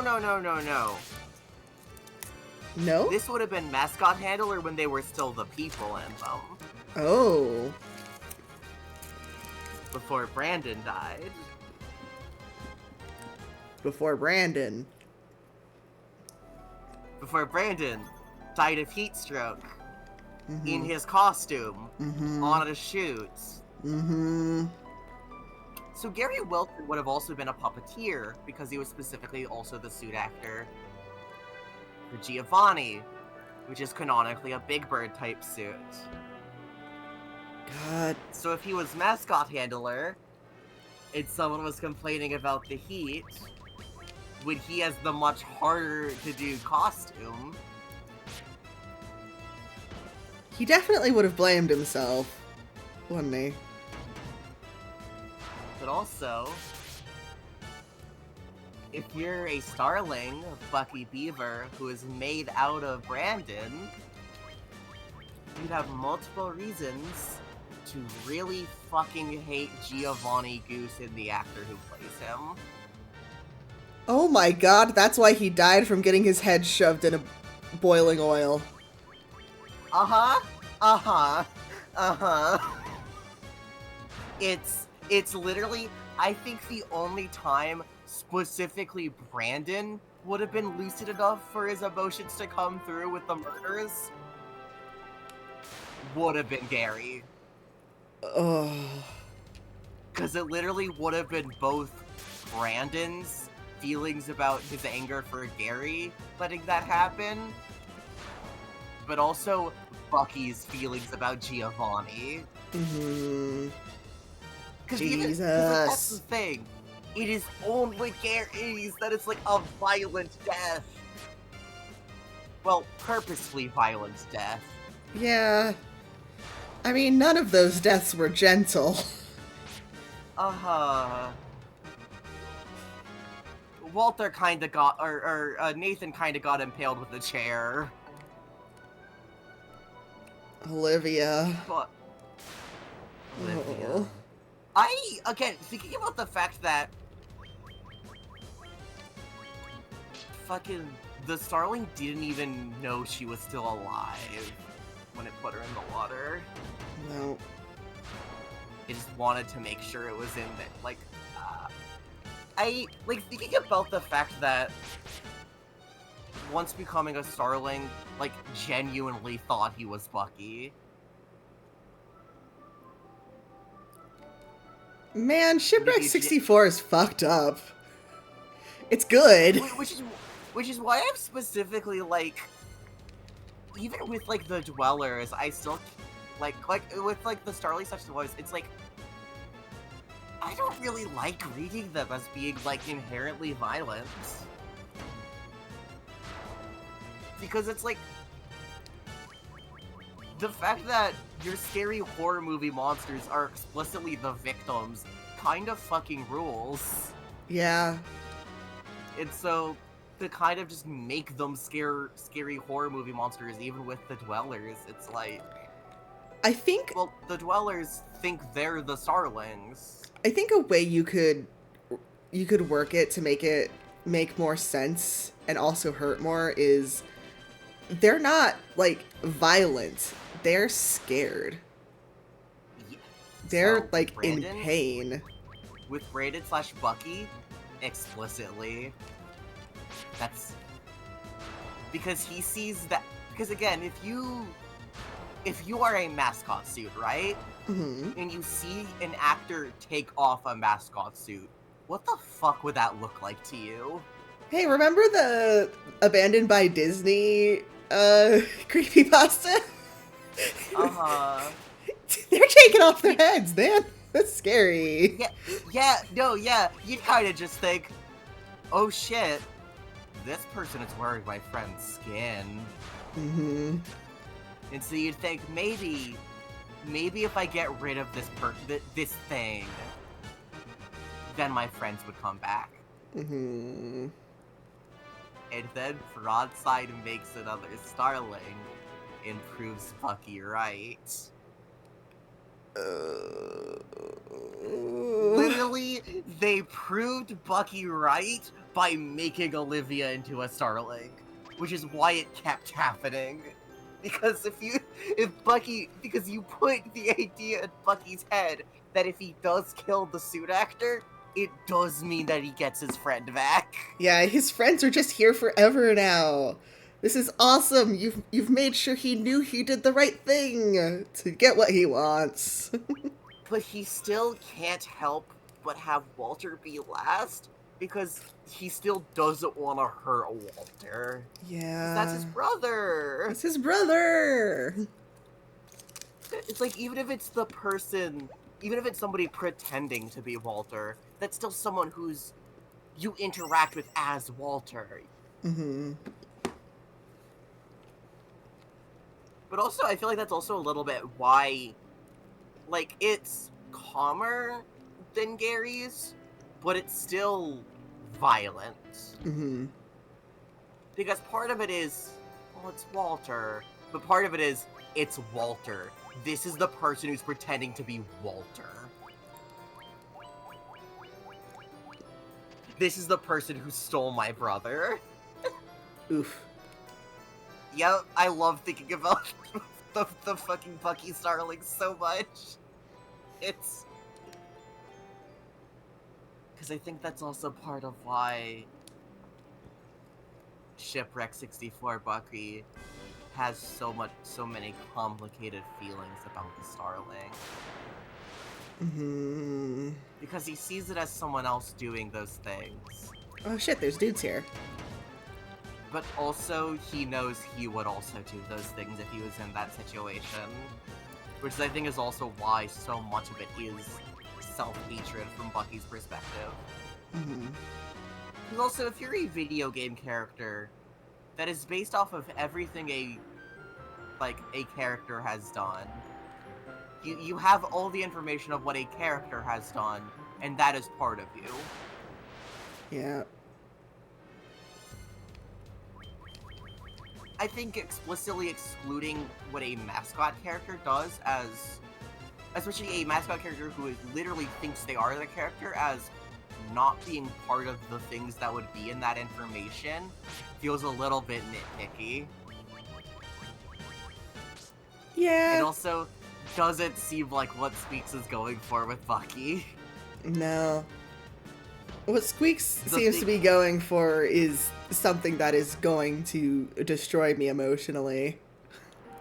Because that's the thing.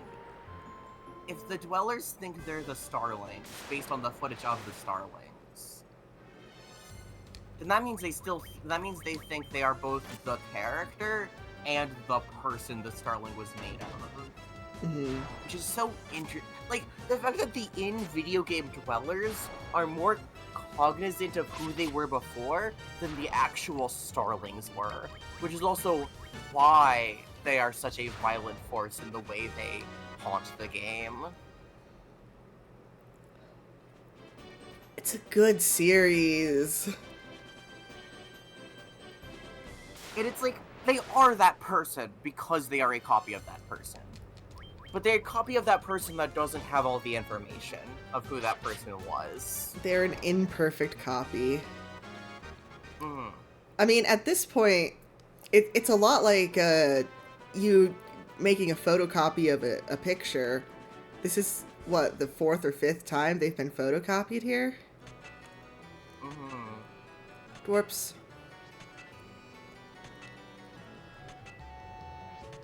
It's just, I feel like people see what's going on with, like, Wolf and Stumbler and, like, Bucky, and they somehow think, well, surely that doesn't apply to the other characters. Surely that doesn't apply to the other characters who are explicitly exactly the same. Mm-hmm. Or, you know, the Dweller that is also Bucky/Brandon.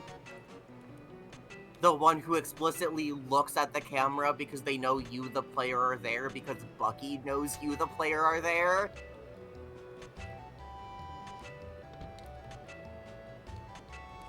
The only Starling that directly talks to the player through, or the only one that directly talks to the player through opening up browser pages.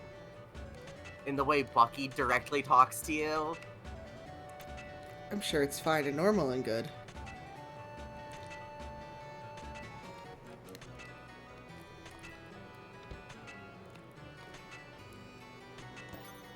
Ooh, a grand helm.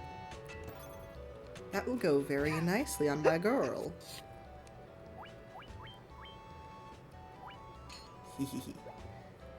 Oh, also the werebear, I forgot I picked that up. I can now stab werewolves very good. I can also now still stab dragons really good. Yay! I just obtained it. Hell yes. God, I love thinking about the fact that Astos is some kind of weird beast in this game, and then, yeah, his Strangers of Paradise design.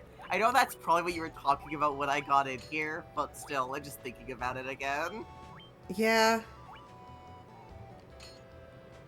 I mean, they kind of do that with all the Fiends in this game, but... Yeah. I mean, you did literally just miss me killing the guy, unfortunately. I figured that's what was happening. He's like some kind of octopus, right?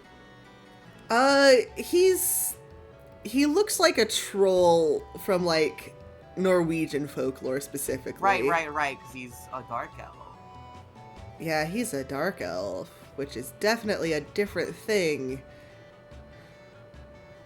And not just an elf that was done racism to, like in Dungeons and Dragons. Uh-huh.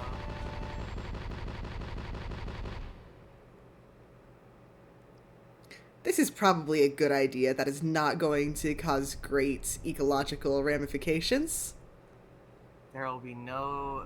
This will have no effect on the trout population. Oh, look at that PS1 ass graphic. Yes! Yes! Fuck yeah, baby! I can leave now.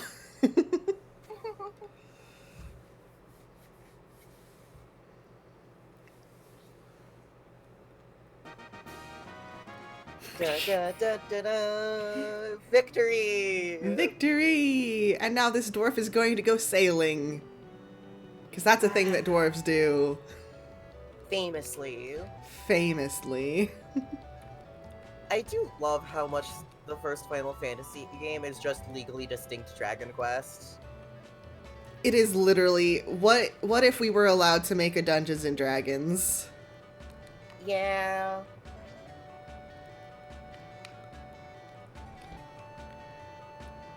Yeah, many have described it as Dungeons and Dragons for people with no friends. And they're right.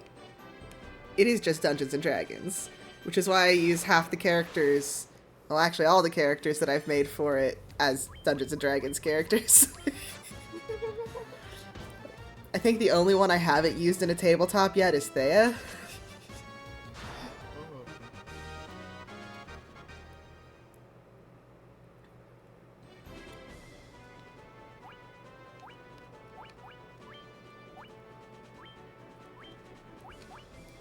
Well, actually, I guess what would be closer to Dungeons and Dragons for people with no friends would be Wizardry, / like the Baldur's Gate games, but... Yeah, those are like officially licensed Dungeons and Dragons. This is, we got sued over calling them Mind Flayers Dungeons and Dragons. Yeah, like, I meant more so in, like, mechanics. Oh, mechanics also, yeah.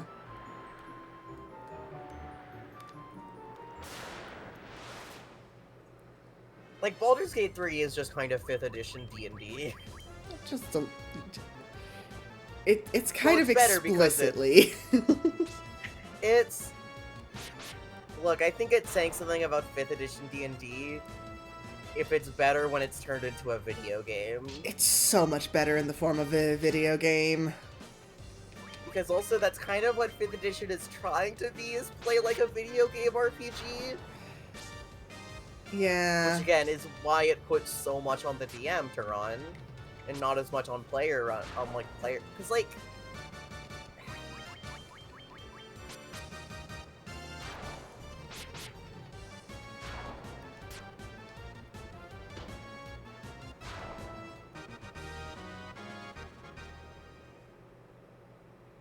Sorry, what were you saying? I cut myself off. I'm like, no, I'm not gonna ramble about 5th edition today. Okay.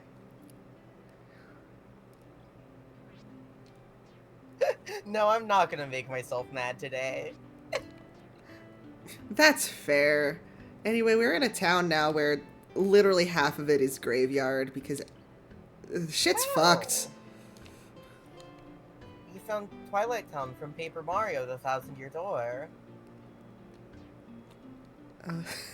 That's one comparison you can make. Ah, fuck. Could you kill that guy for me? Yep, shit, let me get your chat open. Sorry, I didn't have your actual chat open. Let me do that. Okay, thank you. Oh, shit. It's in the past, so I can't see it right now. It's fine. I got it. Okay.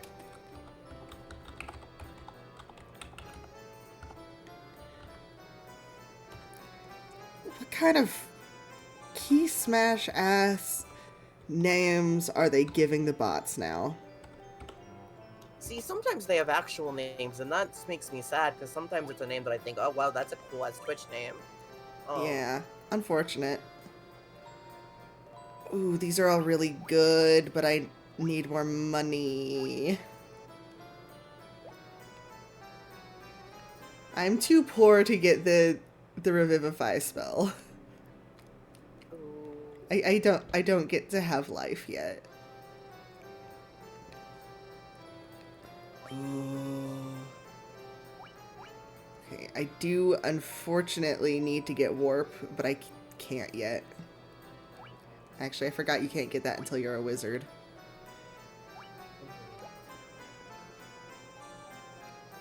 That's probably a good thing.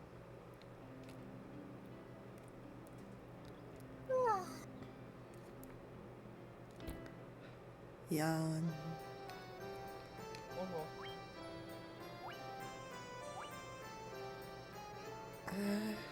Wow, the Falchion from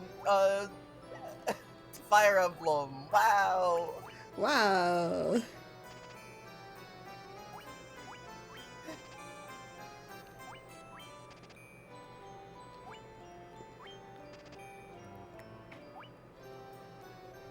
Oh, I have one of those. I don't need it anymore. Actually, I wonder if the first Fire Emblem game was out yet by the time FF1 came out. I don't know. This came out in like 87. I think Fire Emblem might have come out like around the same time. Yeah.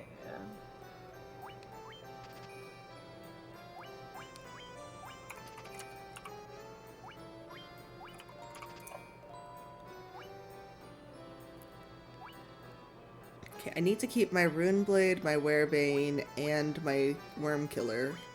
Because those are going to be very useful. But everything Okay. else. So Fire Emblem didn't come out till 1990. Okay. Oh. Okay, so not too far away from it. Yeah. But also, yeah, pretty late Famicom game. Yeah.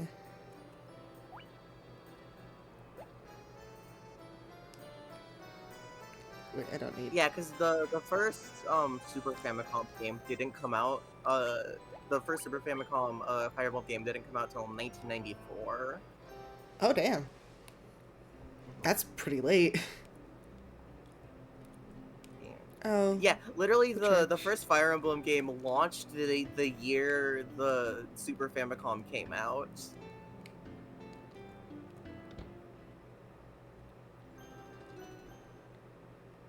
But that was also true for the first Mother game.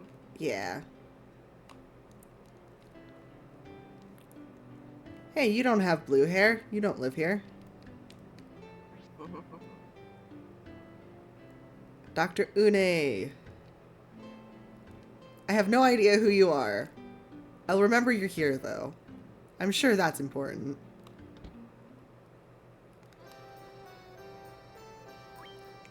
Oh my god, you're so expensive!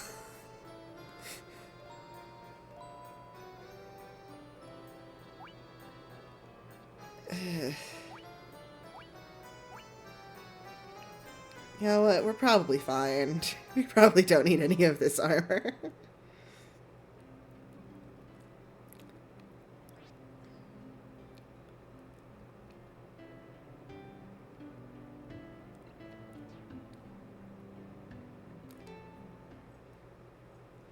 Anyway, we're officially into, like, the main part of the game, so we have to go,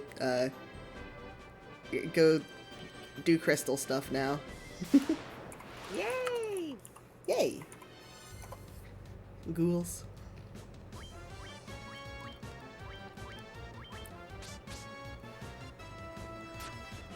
Yeah, we're also hopefully out of the big grindy bits. Other than me getting lost, I shouldn't have to grind at all.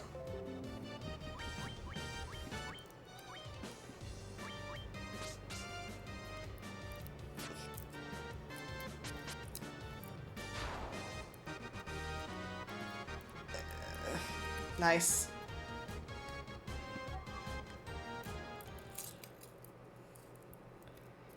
Trying to eat a treat, but this chocolate is wrapped like Fort Knox. There we go.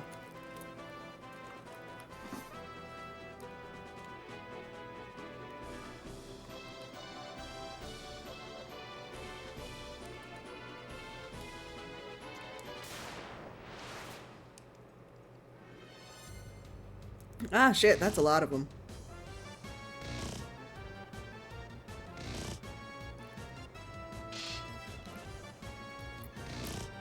The funny trick this game likes to play is occasionally there'll be like parties of enemies that you're supposed to run away from, but they'll also make it like really hard to run away from them, and they'll like preemptive strike you a lot, which is frankly unfair. This isn't one of those groups, but like it reminded me of one that I got like last night. Mhm.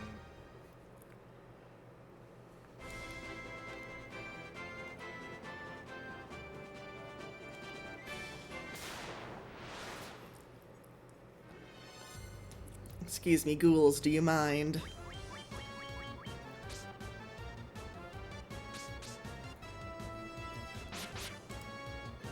So I didn't actually bother talking to everybody in Melmond, but like they're all complaining about, oh, there's a vampire, he keeps killing everyone, he's the one who's making all of the everything suck. So we have to go kill a vampire. But that's also why there's so many goddamn ghouls.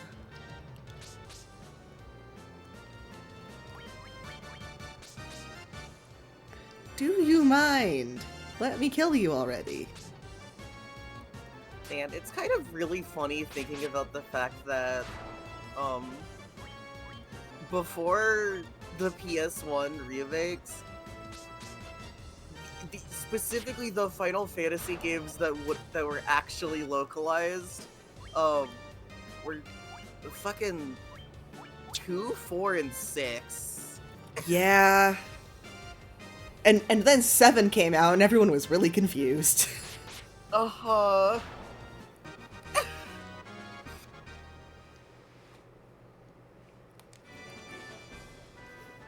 I think it's a good thing that this happened. Oh, yeah. It's just really funny. Uh-huh. But yeah, they skipped over 2 and 3. They skipped over 5. They did too. What was released as just Final Fantasy was Final Fantasy 2. No, that's not correct. I'm looking at Wikipedia. I'm looking at the information. I think. I'm pretty sure that's not right. Like, I know the NES in America, we had Final Fantasy 1. I don't remember having Final Fantasy 2. Yeah. I am misreading shit. Okay. Sorry. It's okay. Also, welcome to the Terra Cavern. It has some of the best area music in the game.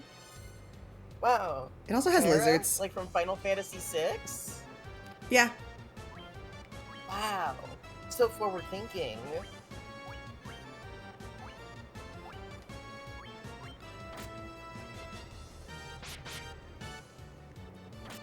There's also a Terra in Final Fantasy 9. It's funny. It is kind of funny watching Royal Royale. Penny is so FF9 pill. She's so playing as a Steiner type. Explicitly. Yeah, it's great. I was watching her for the first day. Yeah. I'm probably gonna be watching a mix of her and Robbie again for Look, I watched Robbie for Balloon SMP, so I'm like, fuck, I kinda wanna watch him for this one also. Yeah. I didn't really watch anybody, because I have a really hard time keeping up with stream-only SMPs, but I really want to keep up with what Penny is doing, and also Sophie Baby. It was very interesting. Yeah. So yeah, been fun because also this is specifically one that's been run by Duke. Yeah. Duke flying around as a god. Also, Holly is apparently going to be in it, which is fun. Love to see Holly.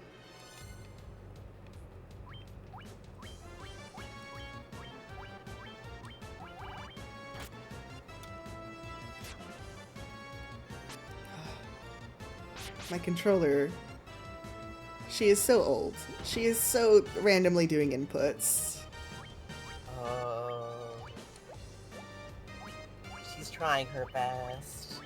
She is. I mean, I'm pretty sure she's older than you, so I'm not blaming her. Yup. Yup.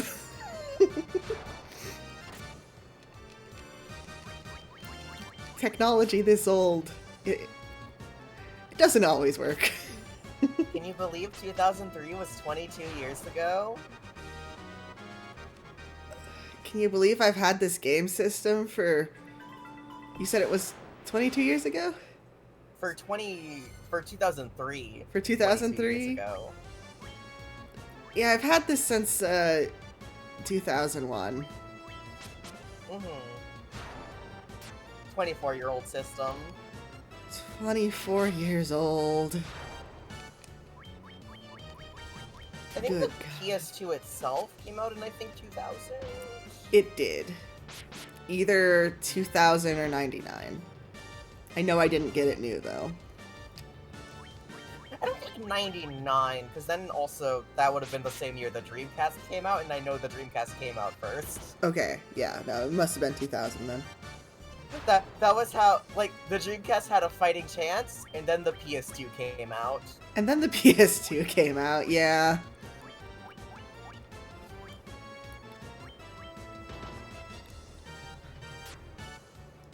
Literally the only system to actually compete with the PS2 was the GameCube, and that's saying something of considering the GameCube sales. Yeah, the GameCube did not sell very well, but it was, you know, really good. Sold more than the original Xbox. Yeah. That's because the Xbox had like 3 games that anybody wanted to play. Sold more than the Dreamcast. Yeah. Here's the thing, I think if it was just, like the PS2 is explicitly what killed the Dreamcast. Yeah. Yeah, it is. Which is why they immediately partnered with Microsoft to make the Xbox. Mm-hmm. I mean, they were already partnered with Microsoft on the Dreamcast, but because Microsoft didn't get their shit done in time, most Dreamcast games weren't built on Windows CE anyway. Yeah. Most Dreamcast games weren't built on Windows Championship Edition. Because Microsoft didn't get their toolkit stuff done in time. Yeah, so they weren't able to.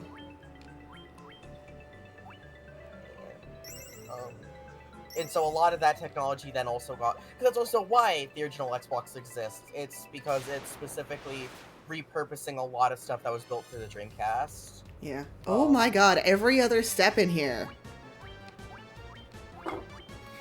Leave me alone, Hilgaguses.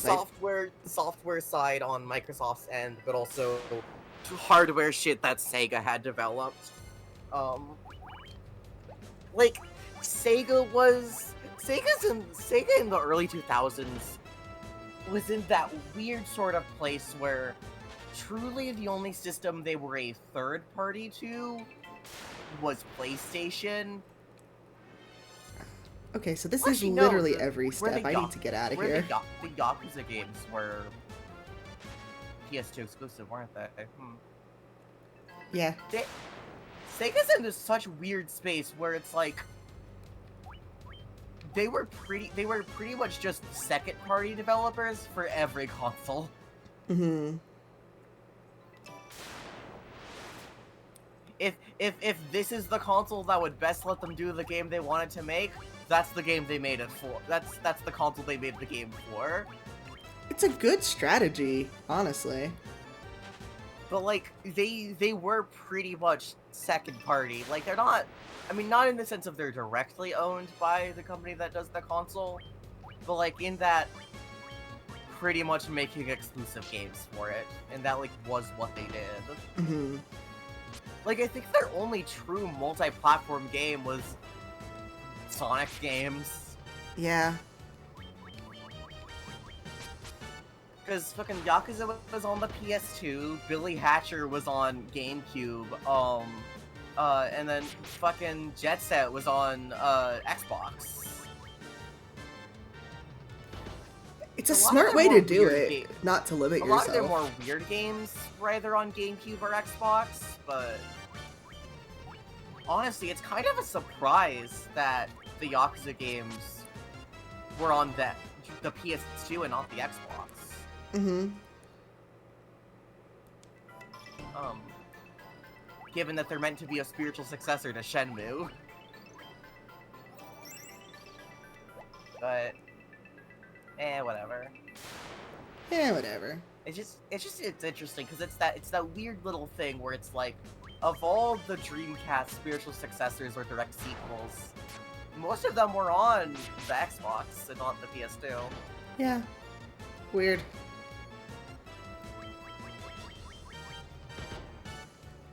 I mean, it turned out I also bad for wouldn't them be anyway, surprised but- if it was because of exclusivity deal reasons, because like Mhm.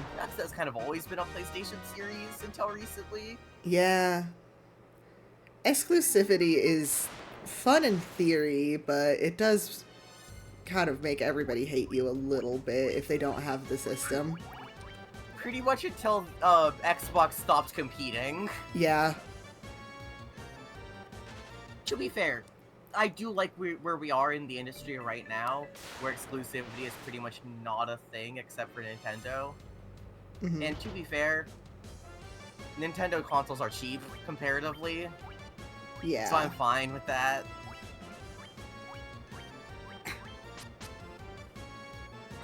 Like, first-party Sony games aren't ported to other consoles, but they are ported to PC, and that's like, I'm glad that's kind of become the standard. Yeah, I do like this is the era where everybody gets a PC port. Whether or not it's a good PC port, that depends, or I guess well-optimized PC port. Yeah. A lot of the PC ports are not optimized at all. If you don't have specs comparable to the console it's coming from a port from, simply die. Yeah, simply get fucked. Buy a PS5, dipshit. Or buy a really expensive gaming PC that's gonna cost you like over $1,000. Mm-hmm. What, you don't have just $1,000 lying around? What are you, a pleb?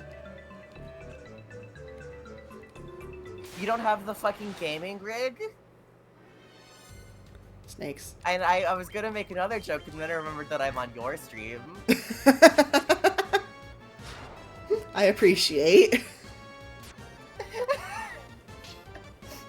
I'm sure you could guess what I was gonna say. Yeah, I could make a solid educated guess there.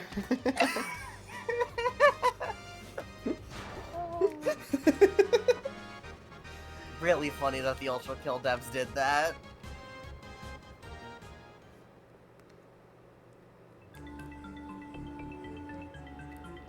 There's nothing But down yeah, like fucking Spider-Man 2 got its PC port recently. And it's like, you see the flood of people who can actually run the game are reviewing it well. People who can't are calling it a buggy mess. here. Yeah. That constantly crashes, and I'm like, I think the reason it might be constantly crashing is because your PC is rejecting it. Your PC simply does not. Your PC is getting so scared. As it should be. But because you could specifically see the people who are able to run it don't have any problems with it. Mm-hmm. And it's like, that kind of is the vibe I'm getting for a lot of like direct, like, first or second party PlayStation ports, is that it's like, actually I think Insomniac is first party now, but I think so.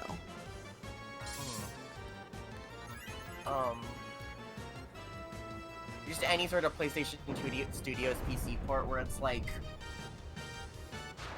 it works. It works They if don't you're have lucky. the budget.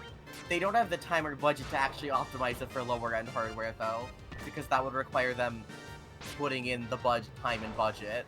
That would require them to not crunch their employees to hell.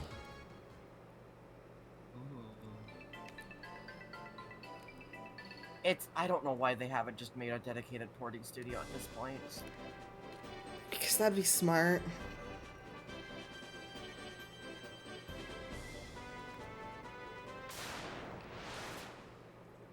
Simply, we need every studio to develop a Concord.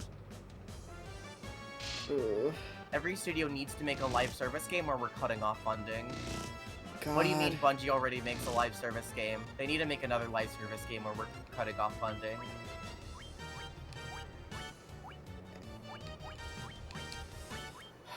If we don't have $1 million, then Bungie gets 0. If we don't have $2 million on our desk by Monday, we're just going to kill everybody in the studio. Take them out back old Yeller style. Uh-huh. Legitimately, I think the only reason Bungie has survived the Sony acquisition so far, not without losses, Not without a lot of losses. is because Destiny is profitable. Yeah. Which also makes them trying to make every studio release a live service game even funnier. Yeah. Because you literally already have a money-making live service game. What are you doing? You are printing money. Please, just pay attention to the thing you have. Literally all of your first-party games fucking print money. And in terms of live service money, you already have a game like that. You just need to... In fact, you'd get even more people playing it and bring a lot of the fan base back to it and get more regular players if you put the budget into it. Yeah. But that's hard and requires thinking and budgeting for more than just, I don't know, I don't care, you get no money, I get all money. Uh-huh. I mean, the good part about that is that the way Bungie interacts with their community is like a smaller studio. Mm-hmm. They don't feel like kind of the same way Double Fine is after the Xbox acquisition, if that makes sense. Mm-hmm. Mm-hmm. Like, yeah, it's a large studio that does AAA. However, they've got like 3 people in a dream currently. Uh-huh.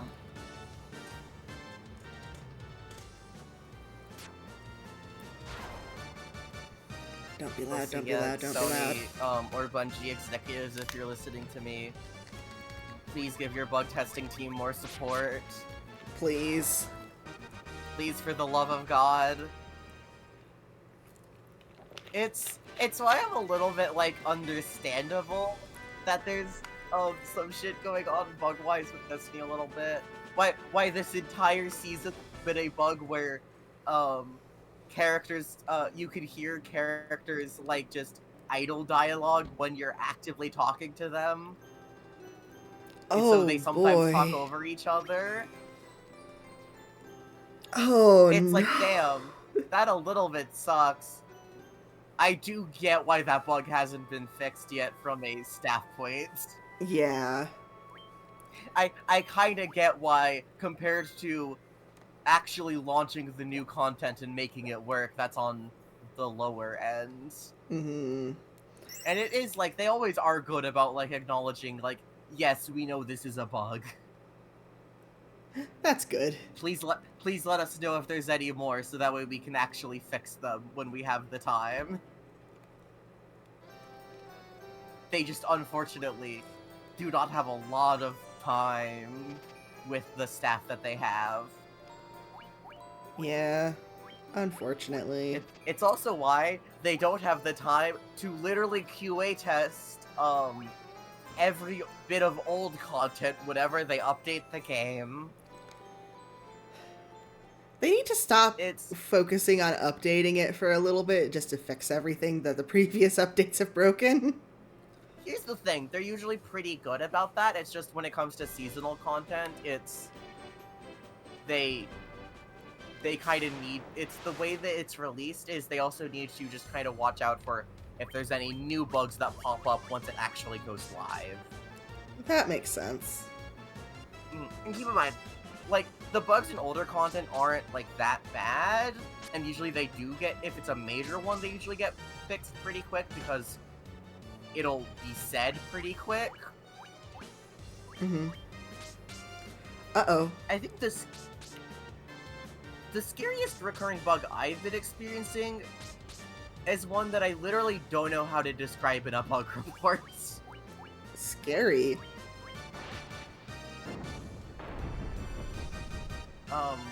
And that's that I've managed to find a way to just somehow break the game a little bit, in the Nether. The funny little seasonal activity. Mm-hmm. Your funny seasonal activity that you've been spending a lot of time on and really caring a lot about. That I have also actively lost a no deaths run because of this bug, because it made it made pickups stop working for some reason. No. Where the hell's the item shop? Don't tell me there's not an item shop Josh, in I this need you town. to know, it was my no death run, and I was literally on the last boss.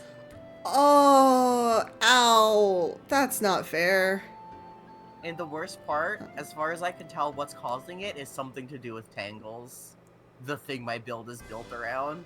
Oh, no. It's just, it's I think something going fucky with the character controller, trying to do shit too fast.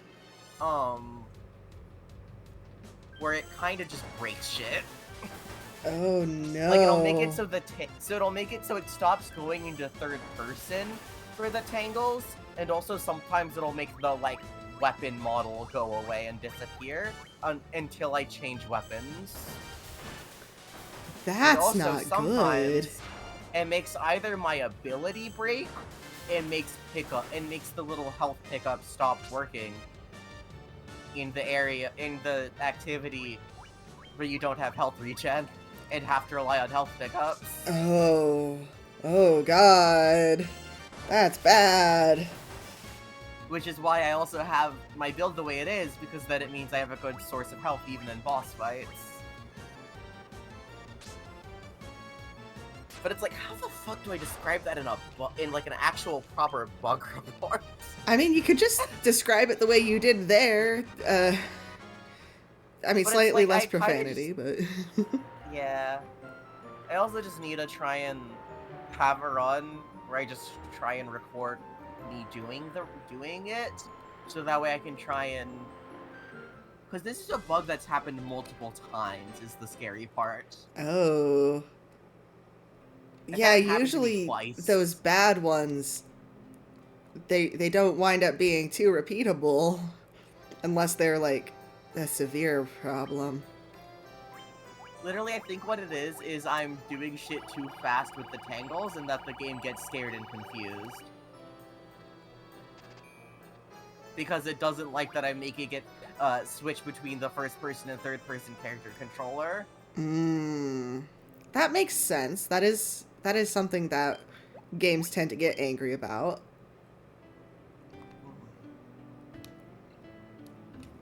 It makes me sad, though. Yeah. It is a tiny bit unfortunate.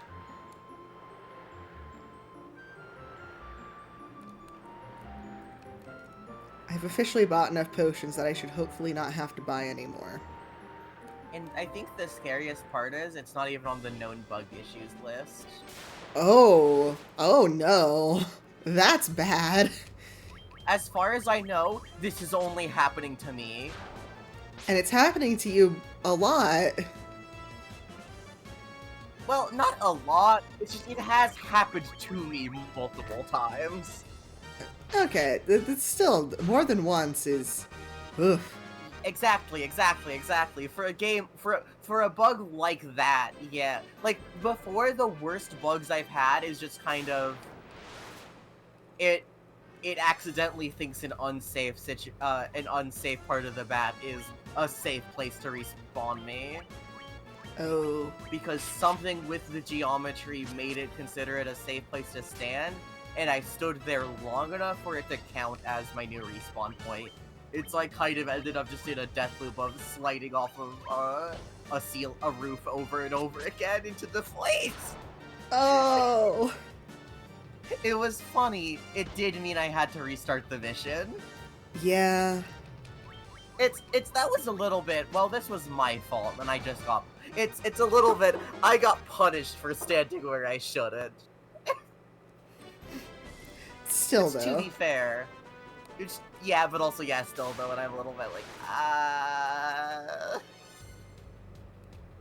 it's also because of the way the movement mechanics work. It's because I was sliding off of a thing and not jumping off of it. It meant I couldn't really get my. Because also I would specifically start sliding as I was respawning, Oh no. as it's doing the respawn animation. I would slide off, so I didn't have enough time to save myself. Oh, that's the worst. Uh-huh.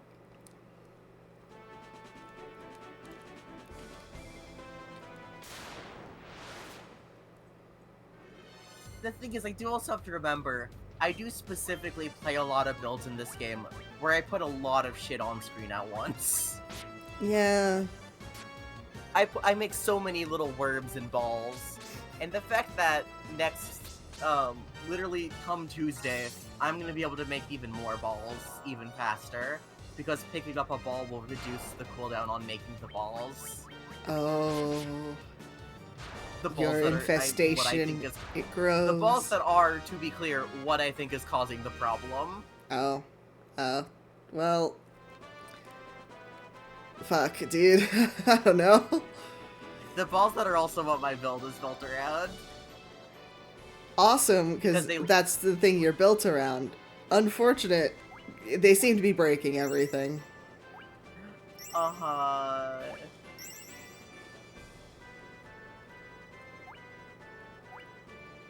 Because I think it doesn't like that I'm picking it up, instantly throwing it, and then instantly picking up another one. Yeah, I can see where that would make a video game a little bit upset. Specifically because it switches also to third person when you're using like an item like that. Hmm.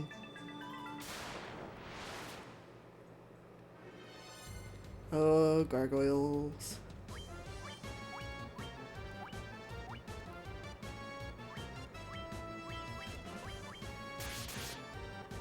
Oi. Gargoyles. Gargoyles. No, the goyles are the ones throwing fireballs. So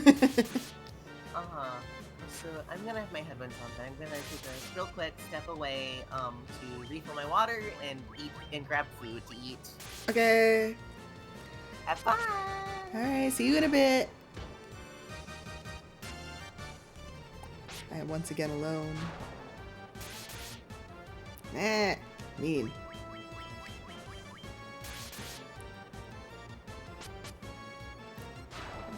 Yeah, the big grindy bit's definitely over, but the going back and forth because you're getting pummeled bit is just beginning.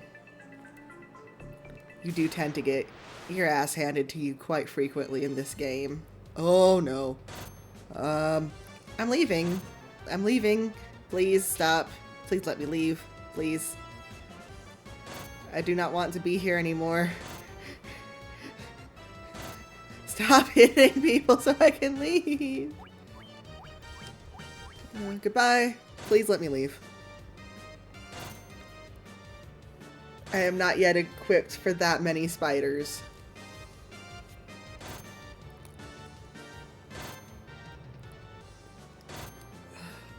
Well, at least she's got a lot of HP to survive getting hit by spiders so much. I need to get more antidotes. And I'm probably gonna have to get more potions. It was a funny joke of, I definitely have enough potions, but I definitely don't. Minotaur!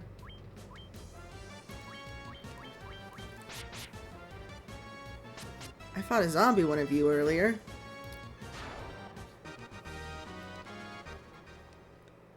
Ooh, yeah, that's something I need to oh. That's something I need to do again. Is, oh. Go to the Peninsula of Power. What are you? I don't remember you. Oh my god! The fuck is that? Uh... This is... I'm gonna ice to you. 100 hit points? No. What do you mean only 38? Is this some sort of secret boss?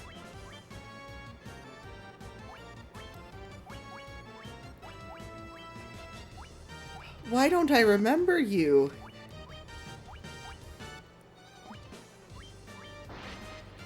Please hit the higher range this time.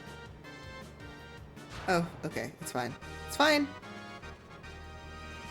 That was a lot of XP. The amount of XP was worth it. So is the amount of money. Oh, scary. That's definitely like the Piscademons in front of a chest in the other dungeon, though. Good God. Darian's only got 180 HP. He can't afford to be getting hit for 100.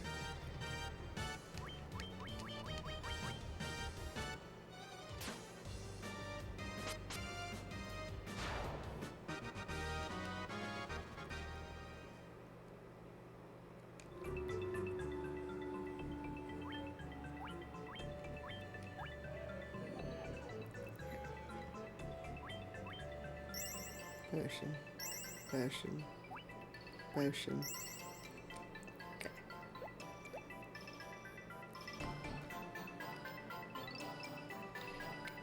I don't remember if there's better potions in this version of the game. I know in other versions, high potions and stuff were invented, but I don't remember specifically this one.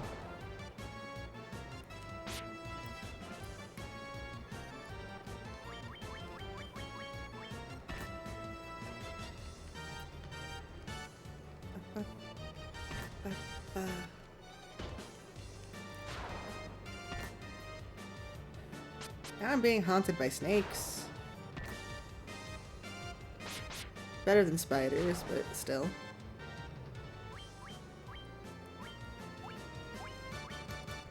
Antidote. Stop being poisoned, please, my girl. Ow! Rude.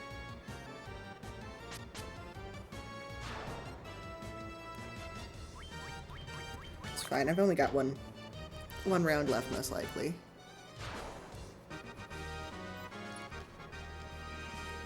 Da-da-da.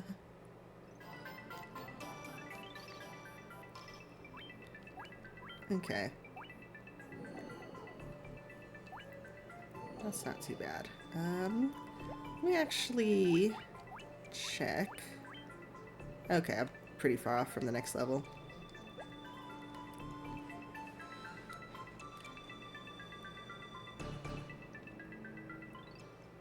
Alright. Let's go back to Elfheim and do some shopping there. Because apparently Melmond doesn't have an item shop. Rude.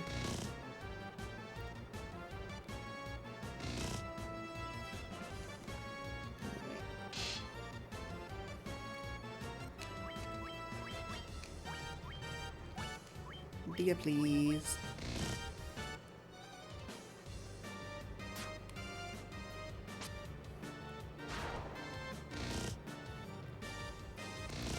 Do you fucking mind?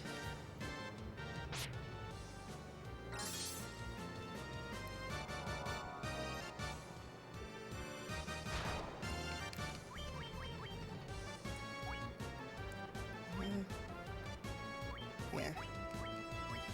Gonna need a cure there. Oh. Unless they kill them first. That's fine also. There's a message.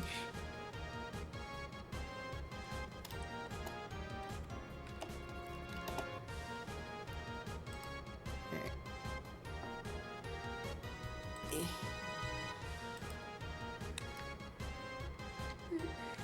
I've got about an hour left before I go to grab lunch myself. Delicious lunch of cheeky tenders. And then we're gonna be taking our Minecraft break, which should be fun. It looks like my friend Pyro is already in Minecraft getting things set up.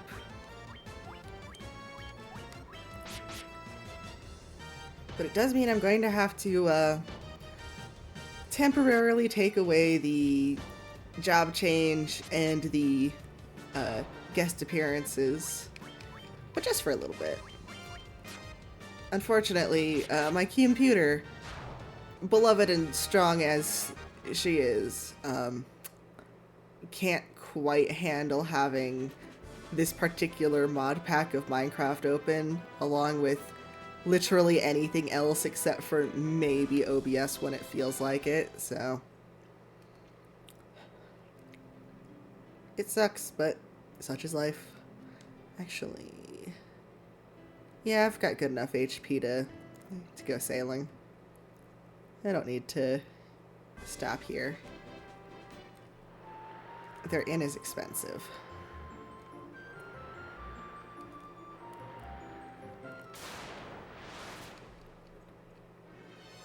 Shark. Man, remember when I was afraid of a shark? I do. But now, they die so fast. So easy. Then they only give me 66 bucks.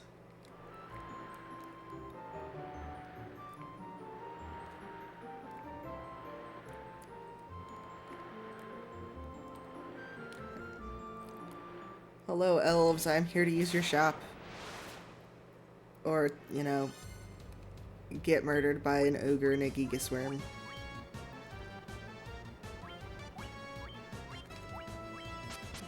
That is also a thing that could happen to me.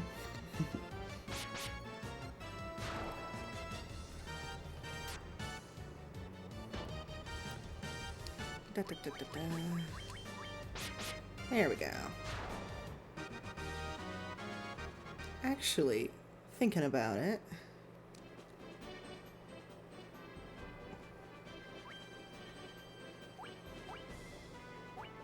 okay, spellcasting foes, werebeasts, and she's currently got dragon. Okay, I think that's probably fine for now. Thinking about the enemies that are in the Terra Cavern, other than needing to come get items, she's definitely the best equipped currently. I need like 5 of these. I would like a couple of these. Actually, I'm gonna get 4 of them. And, you know, now that I'm making, you know, pretty decent money, was there any black magic or even white magic I needed to get still from here? Because I think there's a few that I just skipped out on. Right. Asuna would be good to have. I'm gonna actually put that on her. There we go. Now I can worry a little bit less. Just a little bit less about getting poisoned.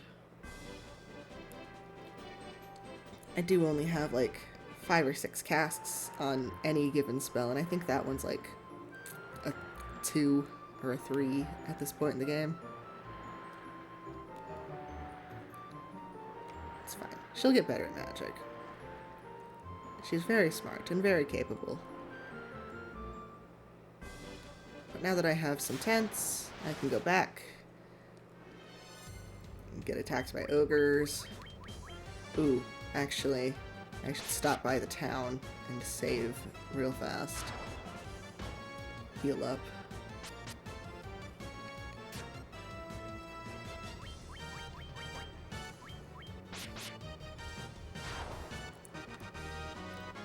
Nice.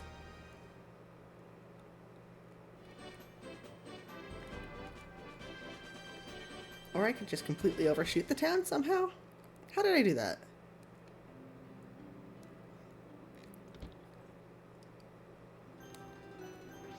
Yes, I would like to spend $100 here.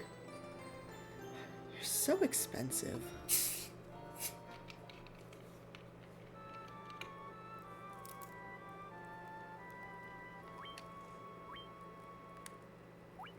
Oops.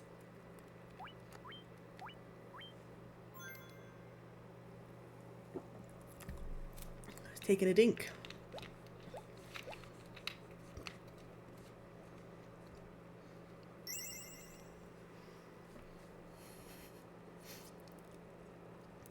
Man, seeing that used memory slot there reminded me of the memory card slab meme.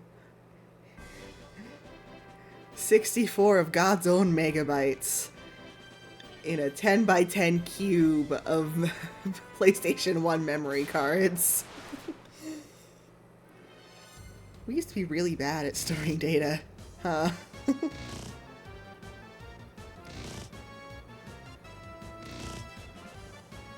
Would the Shades mind letting me have a turn before they pummel the shit out of my girl?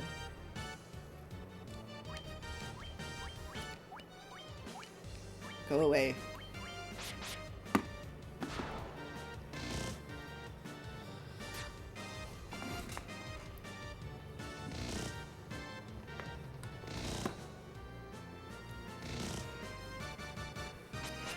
Oh no, everyone's been blinded! It's fine. You don't have to see in order to cast an AoE. That rhymed. Do-do-do. Hello? Warg.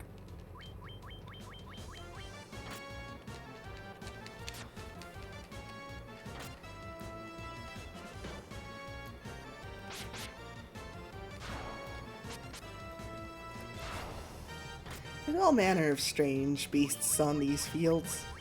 For some reason, most of them are dogs. Or dead. Like me. Nice.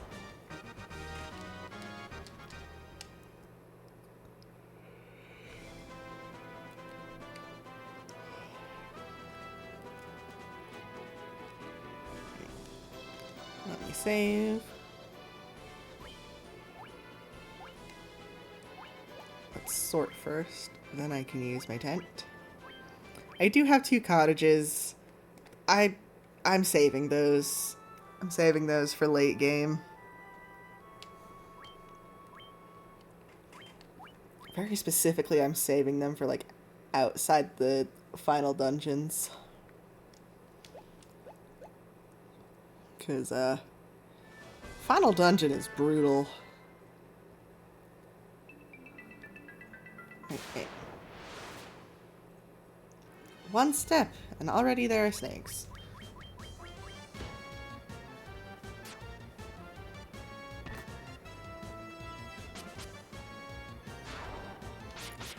Yeah, earlier, me and Katie were talking about puppetry, and something that I got distracted and didn't bring up after talking about, like, the tiger puppet from Life of Pi. Like, I'm fine with myself and the fact that I am a large fat man I think it's nice, actually. But I would like to get in shape so that I could do that sort of, like, full body puppetry. Because, like, it's so fascinating to me. It's incredibly easy to just look past the fact that there's a person there once a certain level of, like, I don't know, kayfabe isn't the right word, but suspension of disbelief. And once you get to that point, it's like, well, fuck, that guy's a tiger. Or you don't even see the guys, you just see the tiger. And that's not something you get with, like, regular puppetry all that often. Unless you're a Muppet performer. Muppet performers, of course, they're on another level.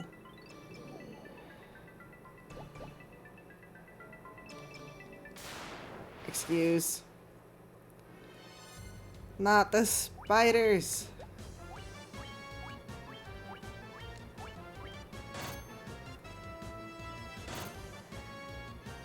I would like for there to be less spiders, as well as less snakes. I don't like being poisoned.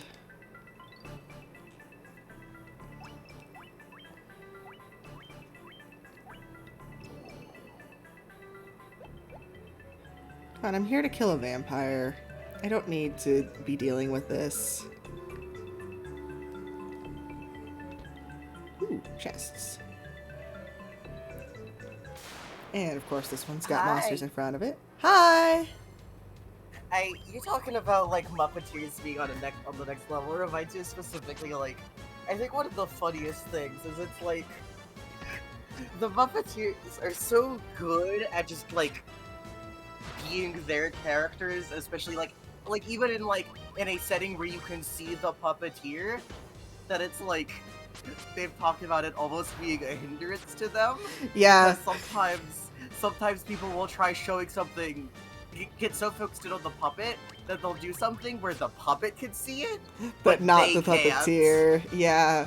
And the puppeteer has to remind them, hey, I can't see that. Hey, you gotta show that guy down there.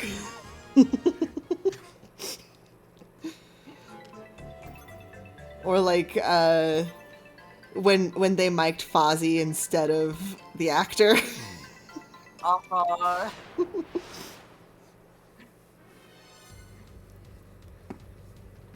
Because you see that as the guy that's talking. Yeah. And so, well, that's the guy that's talking, so he needs the mic.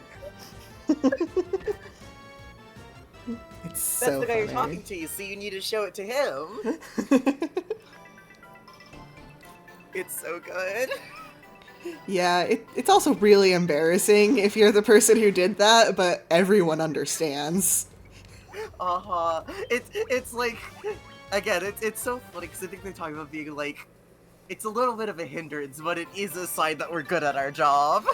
So incredibly good at their jobs.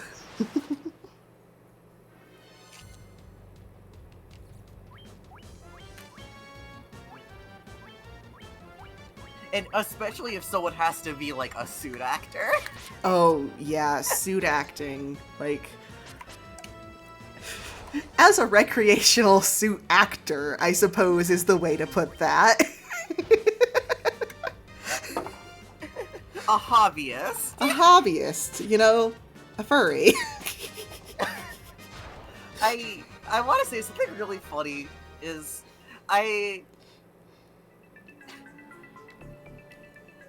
one of the fucking I think one of the fucking VAs for Call of Loss or whatever, like she also actively works at Henson Studios as a suit puppeteer. Oh, I love that.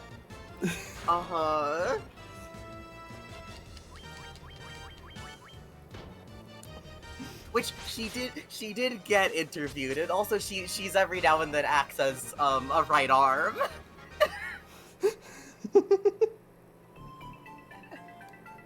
The other arm for the puppet. Yeah, the other arm for the puppet.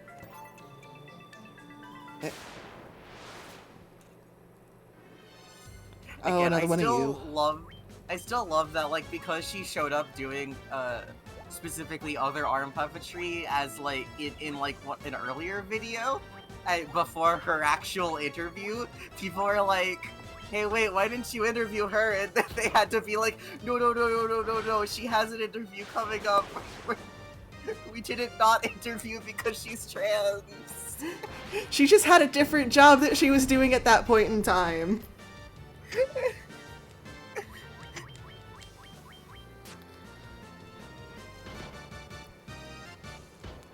I mean, like, to be fair, my one complaint about the interview that was done with her is more of just, I felt like she didn't get interviewed enough, but that was more of because Adam Savage was nerding out about the actual, like, costume itself a little bit, so I was talking to the engineer a little bit more. Yeah, he was very busy being distracted. Uh-huh. It's like, it's understandable, because also if you do have questions about the suit itself, you're gonna talk to the engineer about it, unless the person... Yeah, less the actor. Uh-huh. And to be fair, she does get it actually, like, properly interviewed. It's just I think she doesn't have as many questions directed to her. Yeah.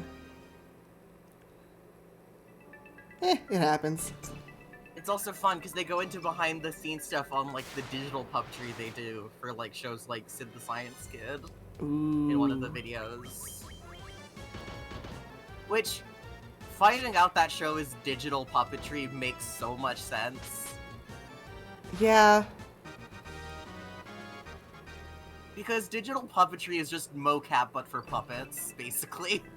More or less. It's, you have the mouth of it's so funny because they literally have, here is our controller for our digital puppets. It's our puppet made out of metal and wires. It's just also a puppet, except instead of, like, putting foam on it, we've put sensors. Uh-huh. Here's Wire Kermit. Like Wire Kermit, no!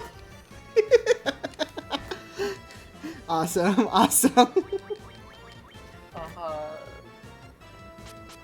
Well, because that's also how they've been controlling their animatronic puppets. Because that's, like, really fun to, like, hearing them talk about it, because it's, like, that's how they've been controlling their animatronic puppets since, like, Dark Crystal and Fraggle Rock.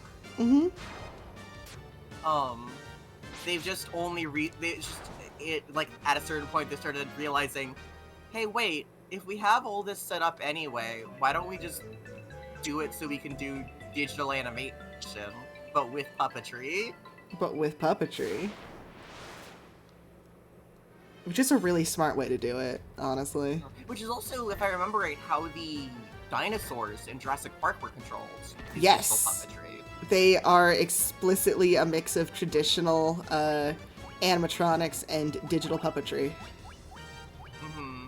Which is so cool. Because if I remember, yeah, it's literally, I think, from what I remember what it looks like, it literally looks like a stop-motion armature that is hooked up to be like a little figure that they pose. It's so good.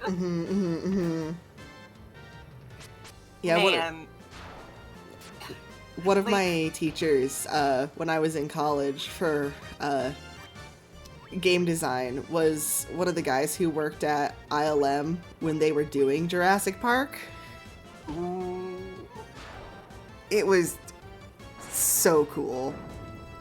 He was also the guy in charge of the terrifying CGI monkeys in Jumanji, though, so... Oh, hell yeah. No, like in high school, my theater tech teacher, specifically knew a lot about, like, specifically about the goings-on behind the scenes with, Spider-Man, Turn Off the Dark. Ooh. And would kind of also use that as an example of, here's what to do for cool stage effects, and here's what not to do, in terms of making it safe. Yeah. The making it safe part is always the hard part.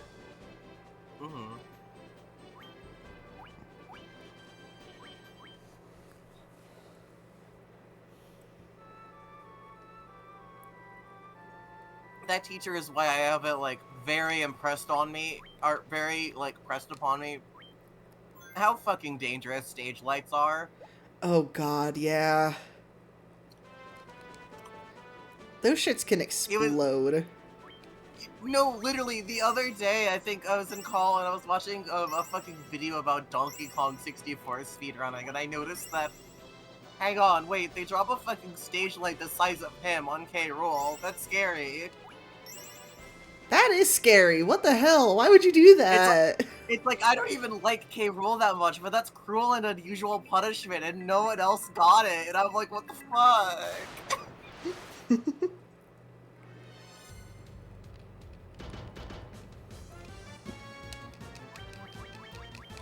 Part of that conversation was also me talking about how, like, I don't see how anybody could like specifically DK64, like actual proper rare era, K. Rool. I'm like, this man is. I don't see this man isn't even Wario sexy. No. I need to look something up really fast. I think I'm lost. Oh no, you lost in the fucking caves. Yeah, a little bit.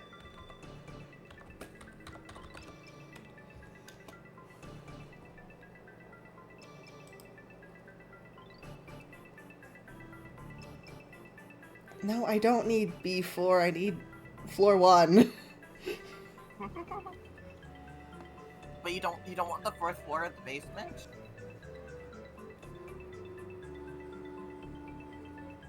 Oh. There's a hallway that I did not go down that I thought I did. I see. See, this is unfortunately the part of Final Fantasy that Strangers of Paradise does really accurately. What, the getting lost in caves bit? Yeah. Well, that's basically the only part of it that they kept. The FF12 dungeon in particular is so easy to get lost in. God. It's worse than the actual area in Final Fantasy 12. Uh-huh. Literally, when we got to that part in 12, I was a little bit like, the flashes. Hi, Ronnie. Hi, Ronnie.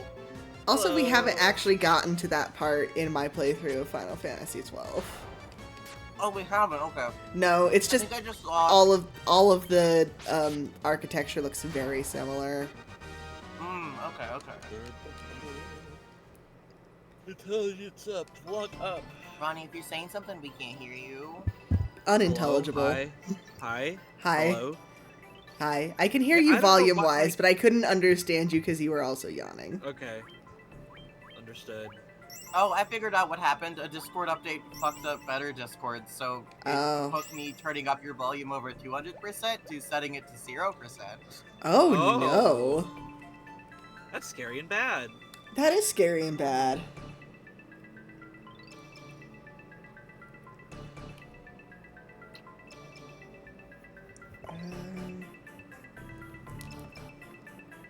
But yeah, I pretty much need to like actively reinstall better Discord to get it working again, because Oh, Discord no. updates break it every time there's a big major update. Boo. Mm-hmm.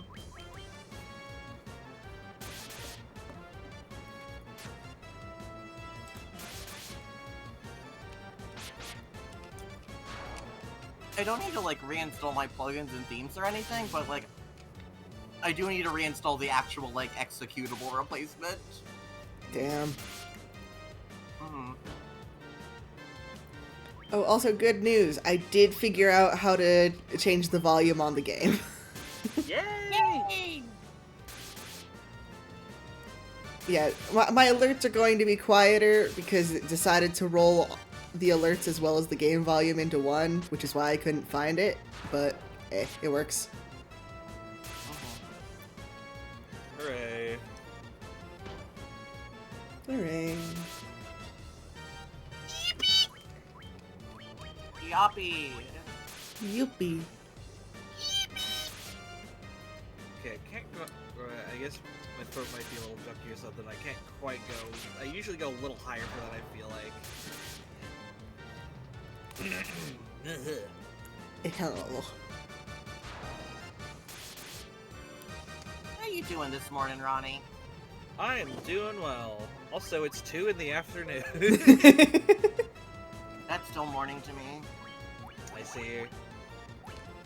But yeah, I'm doing well. Well, that's good. How are y'all doing? I'm doing alright. Nice. Well, I think Josh is lost in the fucking caves, but... I'm Josh fine. is being assailed by gargoyles. There's so many goddamn gargoyles. Oh, I did, while I was upstairs getting food, I did hear you getting, scared by some kind of beast. Spiders. What was that? It was either spiders or it was the, like, elemental creature that I forgot what it looked like in this version of the game, and that scared me so bad. Cause, yeah, it was that. It was that. I was like, it was like something you were thinking, like, is this a secret boss? No, it's not a secret boss, I just forgot what it looked like in this version, because you see it, like, twice. Tarantula. No ranchos, The please. Ranchos. No. The Ranchula. Nino Tower. Dig through the ditches and burn through the witches and slay 'em in the back of my rantula. Yeah. Is this anything? Yeah. It's everything to me. Yay.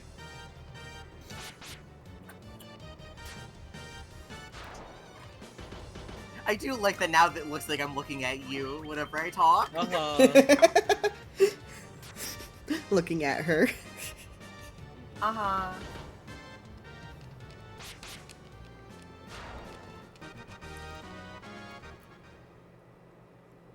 Victory. Huh? Victory. Yeah, victory. I vastly underestimated how many potions I was going to need. 80 turns out. Not enough. Oh. Move back. No, move the other direction. Okay, that's fine. But if no bets aren't like enemy encounters or anything, you can just kind of talk to them and they make bat noises. They're just kind of here. That's real. I like that a lot. That's really good. Troll. Hey, I know you. I've met you on the internet.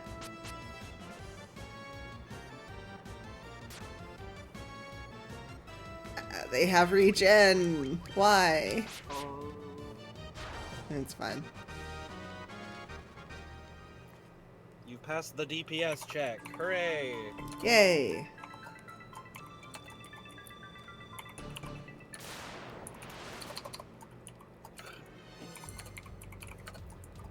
I don't want to deal with this many of you. There's too many of you. I mean, DPS check does, as a term doesn't really apply when it comes to like a turn-based game, but you all understand what I mean. Yeah, we knew what you meant. You passed the can you hit good and hard check. The stat check. Yeah. Trolls.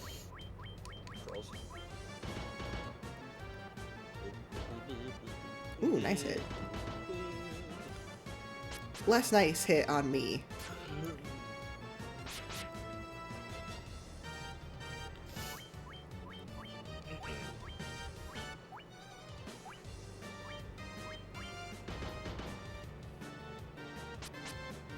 You're doing so much damage to my boys.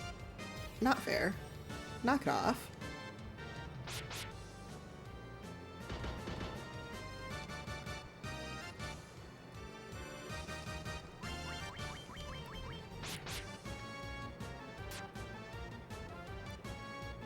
Oh right, the reason I started talking about puppets again, I remember now. I really would like to one, get in shape enough to find like adaptive ways to do it enough to where I could do one of those like quad suit puppets of a behemoth from the Final Fantasies, because I like them. Those are awesome. Yeah, they're weird and they're scary and they're purple. There we go. Yeah, the biggest thing holding me back is definitely the health bit, but it's fine. Chronic illness, not great The for fun about being doing cool things. The fun about being being a nerd that's into puppetry and physical activity type stage production type shit, but also you're chronically ill. Yeah, but also your hips decide they hate you so badly sometimes that you can barely do your job.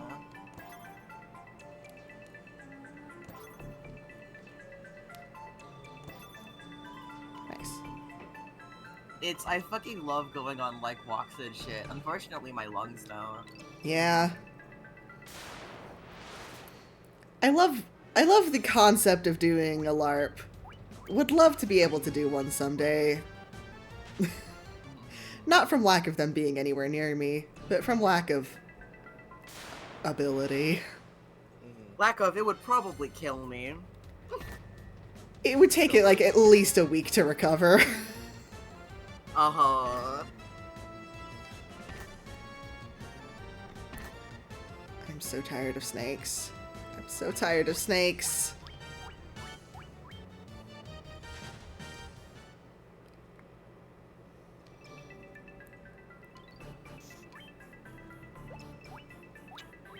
But why? Snakes are awesome.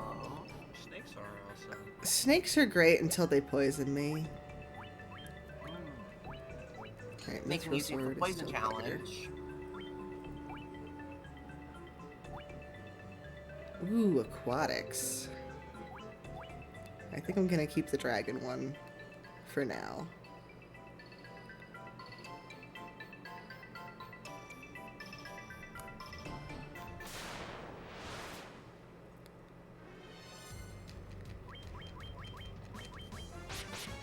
Taking the poison challenge is just like a normal phrase to me at this point. It is a normal phrase. Completely normal thing to say. Uh-huh.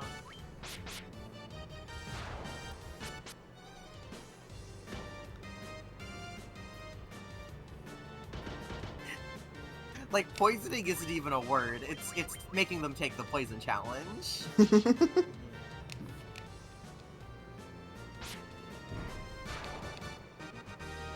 Poison? Hi, neighbors. No, you were Welcome forced home. to Why take are the you poison slamming your challenge. doors?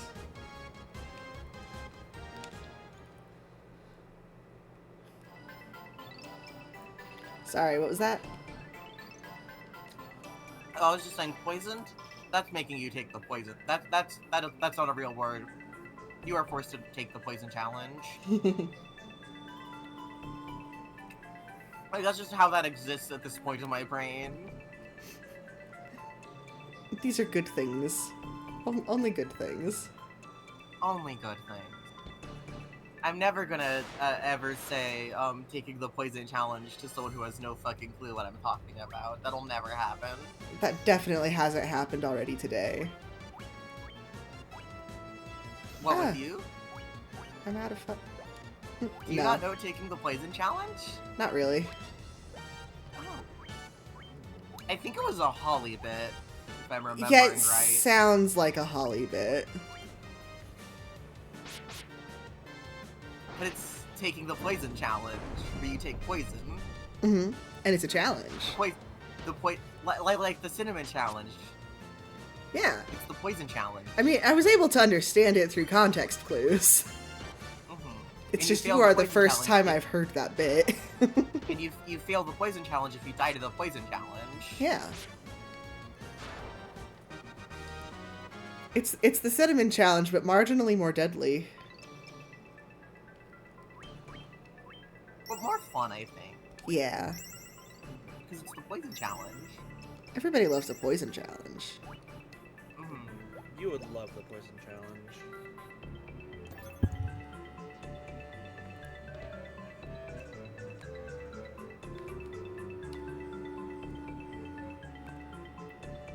I mean, I feel like that's just kind of what eating stuff with lactose as a lactose intolerant person is.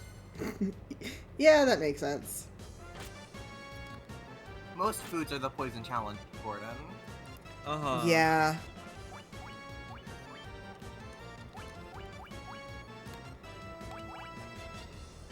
Yeah, one of Our my good little friend Gordon, he loves. Actually, I guess. Well, he hasn't died from it, so I guess he loves winning the poison challenge. yeah. Yeah. Literally obsessed with taking the poison challenge. He is By so just having a often body that- subjected to the poison challenge. By just Yeah. having a body that just does not like a lot of things, it Yeah, does try to that's- kill him for eating it. Yeah, that's growing up. One of my little brother's like best friends was one of those kids that just a little bit allergic to everything.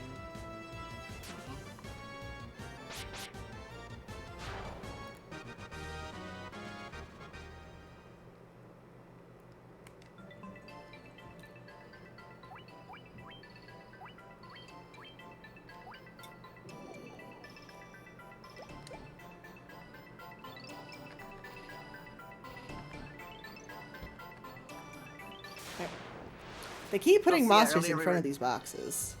It's this Earlier we guy. were talking about how Josh's PS2 is older than me Yeah. I see. by 2 years. Awesome.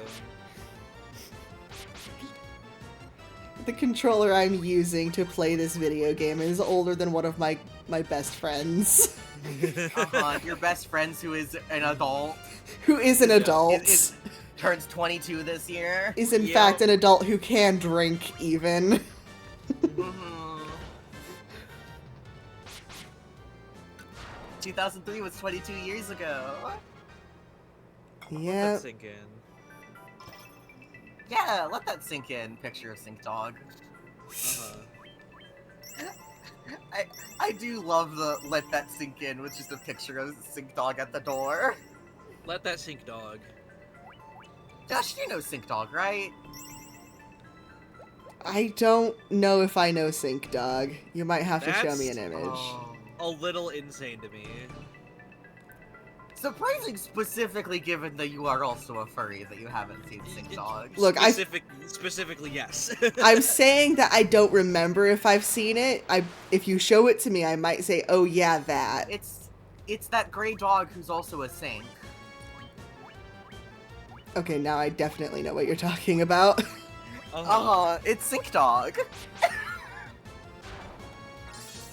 Let that sink in.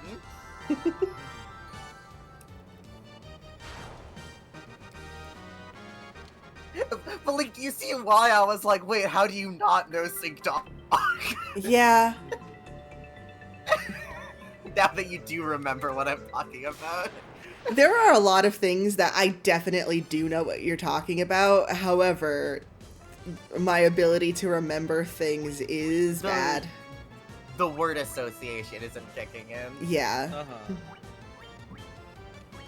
Hey, remember these guys that were like a mini boss just a minute ago? Yeah, now they're just Yeah. normal enemies. Yeah. And they're still really hard to kill. Oh. They're not like a non-mini boss version, they're just this exact They're just the same enemy. mini boss, but encountered everywhere. You even three of can't them, run away okay? from them like the mini boss version. Fight 3 of them, dipshit. Have fun. It's You fine. already, well, because I was gonna say you already fought multiple of them, right, Josh? Yeah. Yeah. Mm-hmm. They're not like too difficult to kill. They're just, you know, a little bit. The fuck do you mean that I'm already seeing them as regular enemies when they Normal were a enemies. mini boss a minute ago? Yeah. Also, this guy, he's everywhere. Oh. Noma. Noma. That's almost the name of a Tool song. Hidden Final Fantasy lore that Noma is actually a secret fiend, and just, can't die. He's just everywhere. A secret fiend. A hidden palm fiend.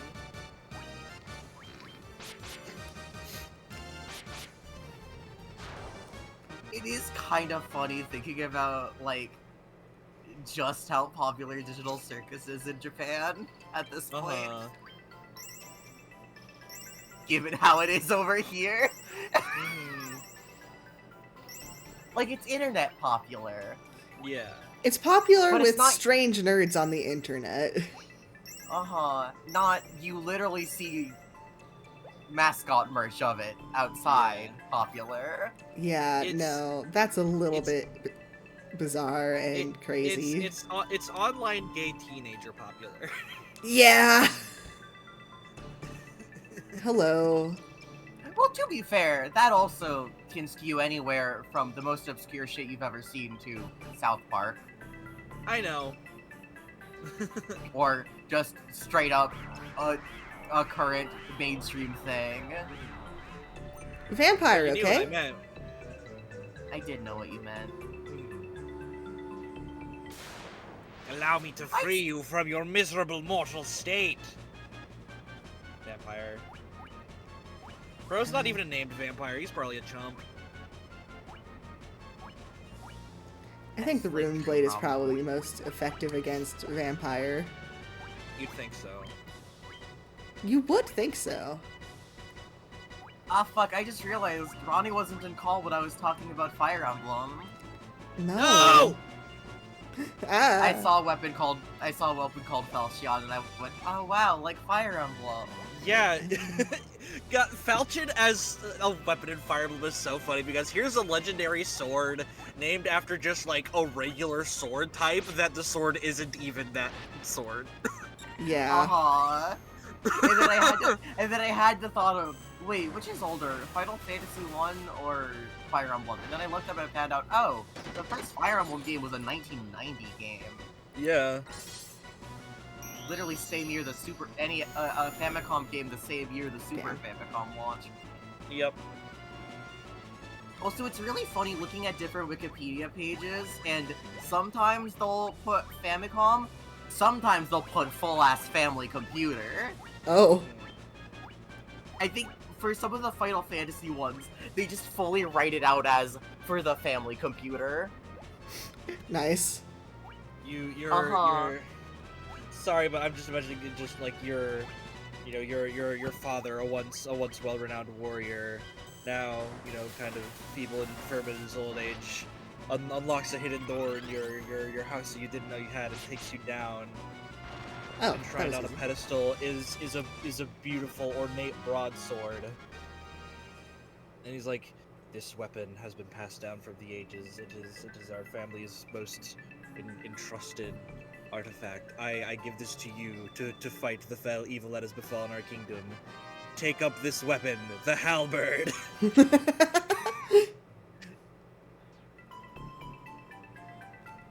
I got Here is our it. family sword. Its divine name, Sword. Sword. That reminds me of did either of you read the Aragon books? I read the first one. Because there's a bit so like yeah, sorry, Katie. I was just saying, I read the first one. Uh-huh. It stopped. It phased out of my memory once I finished reading it because of how long it was. Understandable, but yeah, there's a bit where so later on in the books, Aragon like he forges his own like magic sword, and names it Brissinger, which is like the magic word for fire. And so like obviously like we're like, oh, Brissinger, that's a cool word. But he tells this character later on that that's what he called it, and she's like, you named your sword fire. You named your sword fire. That's so lame. Uh-huh. which is made even more awesome because I don't remember if it comes up after or before this point. But this is the same character who we learn has a sword that like a magic sword that like almost looks like it's made of glass and like can cut through like nearly anything, and she named it Tinkle Death because of the sound it makes whenever you like flick it with your finger. To be fair, that's badass. That's funny. Yeah, Angela the Herbalist is maybe the coolest character ever. Uh-huh. Is it... When you... Because I don't think you had mentioned pronouns specifically, but when you described like the oh you named it that, that's Slam, I figured oh this character's a woman, isn't she? Yeah. Yeah. Woman making fun of teenage boy for terrible Yeah, decisions. Yeah, woman who definitely isn't, like, secretly, like, maybe hundreds of years old at this point. Oh fuck yes. I love her. And this is also, like, shortly after she does, like, where she basically, does it, like, anime style, like, light speed dash sword slice down a hallway. Because she's like, what is, like, something or other, but she's basically, like, talking about, like, using magic to, like, manipulate the, like, space, like, in front of her to basically just go super fast and kill all those guys, and it's awesome. I love her, I love her, I love her. I also do love the archetype of character who definitely does chuny shit, accuses other people of doing chuny shit. Yeah! Yeah. Oh no. I'm in danger. Anyway, hi, Kumiko, hi. That's 4 ogres.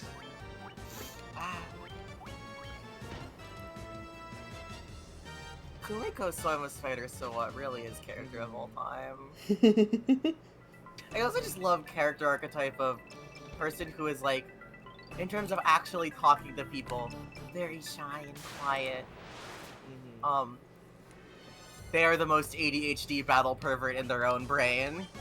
Fuck. I'm dead. I'm dead. I'm dead. I'm dead. Oh no. For a second I was like, oh, it's just birds, and then I'm like, oh, and then I read the name, and then I see what just happened to Rain. I'm like, oh, I get it now, I get it now. Imagine if your average Dragon Ball character had social anxiety. I That's think that's Kumiko. Gohan. You know, you do have a point. At least Babby Gohan. You know, adult Gohan's come out of his shell a little more. What if Goku or Vegeta had social anxiety? Yeah. That's Kumiko. That's a little bit Kumiko's deal. Mm-hmm.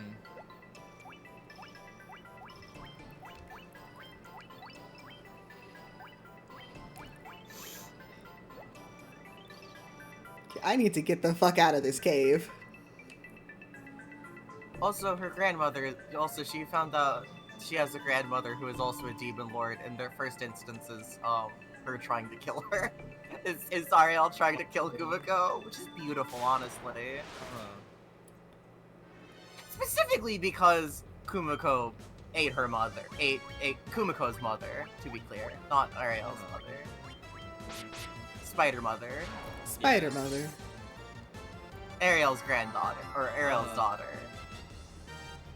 Also because of this, part of Kumiko's personality also got splintered off into, infusing partly with Ariel. I see. You have Cloth Mother, you have Wire Mother, and you have Spider Mother. I like Spider Mother. What if your alter split off from you, and also kind of became a brain parasite in someone else? I love Kumiko so much. She is not normal. No. She does also at some point, like at a certain point when also her alters are in their own little spider bodies, she does end up killing most of them, because they tried to revolt against her. I see. She's so normal. Yeah. And keep in mind, they are literally written as, no, these are her alters. They split off from her brain because, for the sake of fighting better, she split her brain into multiple people. Explicit. Hot girl shit, honestly.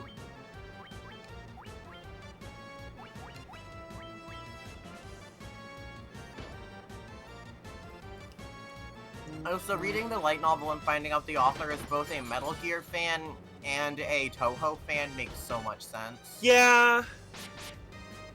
Yeah, I can see it. This really is what happens when a Metal Gear and a Toho, Metal Gear / Toho fan writes their own light novel series. Also, I'll be right back. It's bathroom time. Okay. I am in a lot of trouble currently. Oh. Do you mind if I continue advertising my favorite light novel series? Oh, go ahead. So it's also extremely Final Fantasy. Hell yeah. Love to see it. Do you like settings where the high fantasy technology is just straight up like futuristic modern technology because there was a fucking like world reset? Yeah. Oh, fuck yeah, Magitech. I love it. Uh-huh. It's like it is Magitech, but it is also Magitech specifically mixed with like retrofuturism. Ooh. I do love that sort of shit. I do love it quite a bit. Also, the elves are fucking genetically modified clones of one guy. Oh, that's cool. I like that. A guy who is fucking ancient as shit, and is also, one, the guy who built a lot of the Magitech shit, is also the reason why, shit's fucked and had to be reset. Ooh. It also turned into, to be fair, talking about this is technically spoilers for the series, but, like, it's spoilers that, one, takes a good bit to get to, but also is the kind of spoilers that, if, like, the characters themselves aren't the thing that instantly gets you, like, part of it, which, first of all, the characters are so fucking good in this series, then, like, knowing about it, I think would also be what kind of gets people into it, because, like, you know how a lot of isekai series, it's, yeah, you've been reincarnated, so the world works like an RPG to you, or whatever. Mm-hmm. So it works like that for everybody, and it is explicitly, it works like an RPG, because it was made to work like an RPG, because of fucking Dark God's magic. Ooh, that's sick. I love that. As like the deal for, fine, well, we'll help, basically, what if FF7, but instead, like, but to the point where the world was actually ending because they drained all the fucking, oh fuck, I'm suddenly blanking on what it's called. Mako. Mako. What if they used up all the Mako, and so the only way to get more of it was to literally put people in a cycle of reincarnation where they have to, where life is like a video game. And so they have to get skills to power up their souls, and it's also inherently a fucking devil, a deal with the devil. That rules, actually. I like that a lot. No, like I love, like, just finding out, oh, it's actually part of the lore. It's actually a very specific thing. Which is also what I love, is also at a certain point, specifically what makes Kumiko really powerful, is she gets to the point where she is outside of the system, pretty much. She gains enough power to be outside of the system. Ooh. Uh-huh. And that is what kind of makes her shit unstoppable, because everyone else is forced to play by the rules of the system. And she, meanwhile, is like, I can do whatever I want. Ergo, I will do whatever I want. Yes. But what I do also like is that, like, it's specifically because also most of her abilities were from when she was still a part of the system, she has to relearn how to do them without it.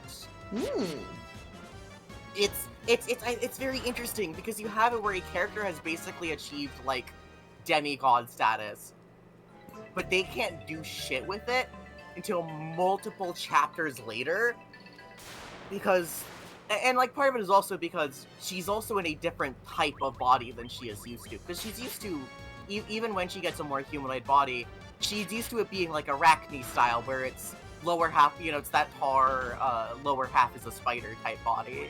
Oh! Drider. So when she reaches her, when she gets out of the system, which she does by eating a bomb. Good for her. She eats a bomb, and it turns her into a little bit of a demigod, and also grants her the horrible knowledge. Everything has a the price. knowledge of she has she has the knowledge of how the world, which I love specifically because part of the little RPG system, there is a stat called taboo, which you get from acquiring certain skills raises your taboo level, and it but specifically when you max out your taboo, it kind of makes you go insane a little bit, but also because it literally tells you everything about how the world works and why it is the way it is. Oh. Yikes. It's back. okay, fucker. Okay. You've played with the system enough. Here's the divine knowledge. Deal with it. Here's Okay. the eldritch knowledge Okay. of why everything works like an RPG. Guys. Oh yes. Guys. Yeah? I need to go take my lunch break. Okay. So I'm going to put you on the break time. They should still be able to hear you if you want to keep talking though. Okay. But Okay. I'm gonna get up and get food. Yeah. Go get food. Oh, can I before you go, real quick? Can I ask? What Yeah. time are you switching to the Minecraft? After lunch, so in like 15 minutes. Okay. Okay. We might. Well, I guess. Is there anyone in chat right now? What? Doesn't appear to be. No, it looks like it's just you two. So I was gonna say I might go ahead and hop out a call. Okay. Uh, You guys can go ahead and go then. I'll see you again after Minecraft, hopefully. A little bit, Roddy, because I want to talk to you about stuff that I can't talk about in a public-facing stream. I see. So see you in the other server. Okay. Okay. Goodbye. Bye-bye. Alright, well, if they're gonna leave, I should probably set up something to keep you entertained. So give me 1 second. And I will grab musics.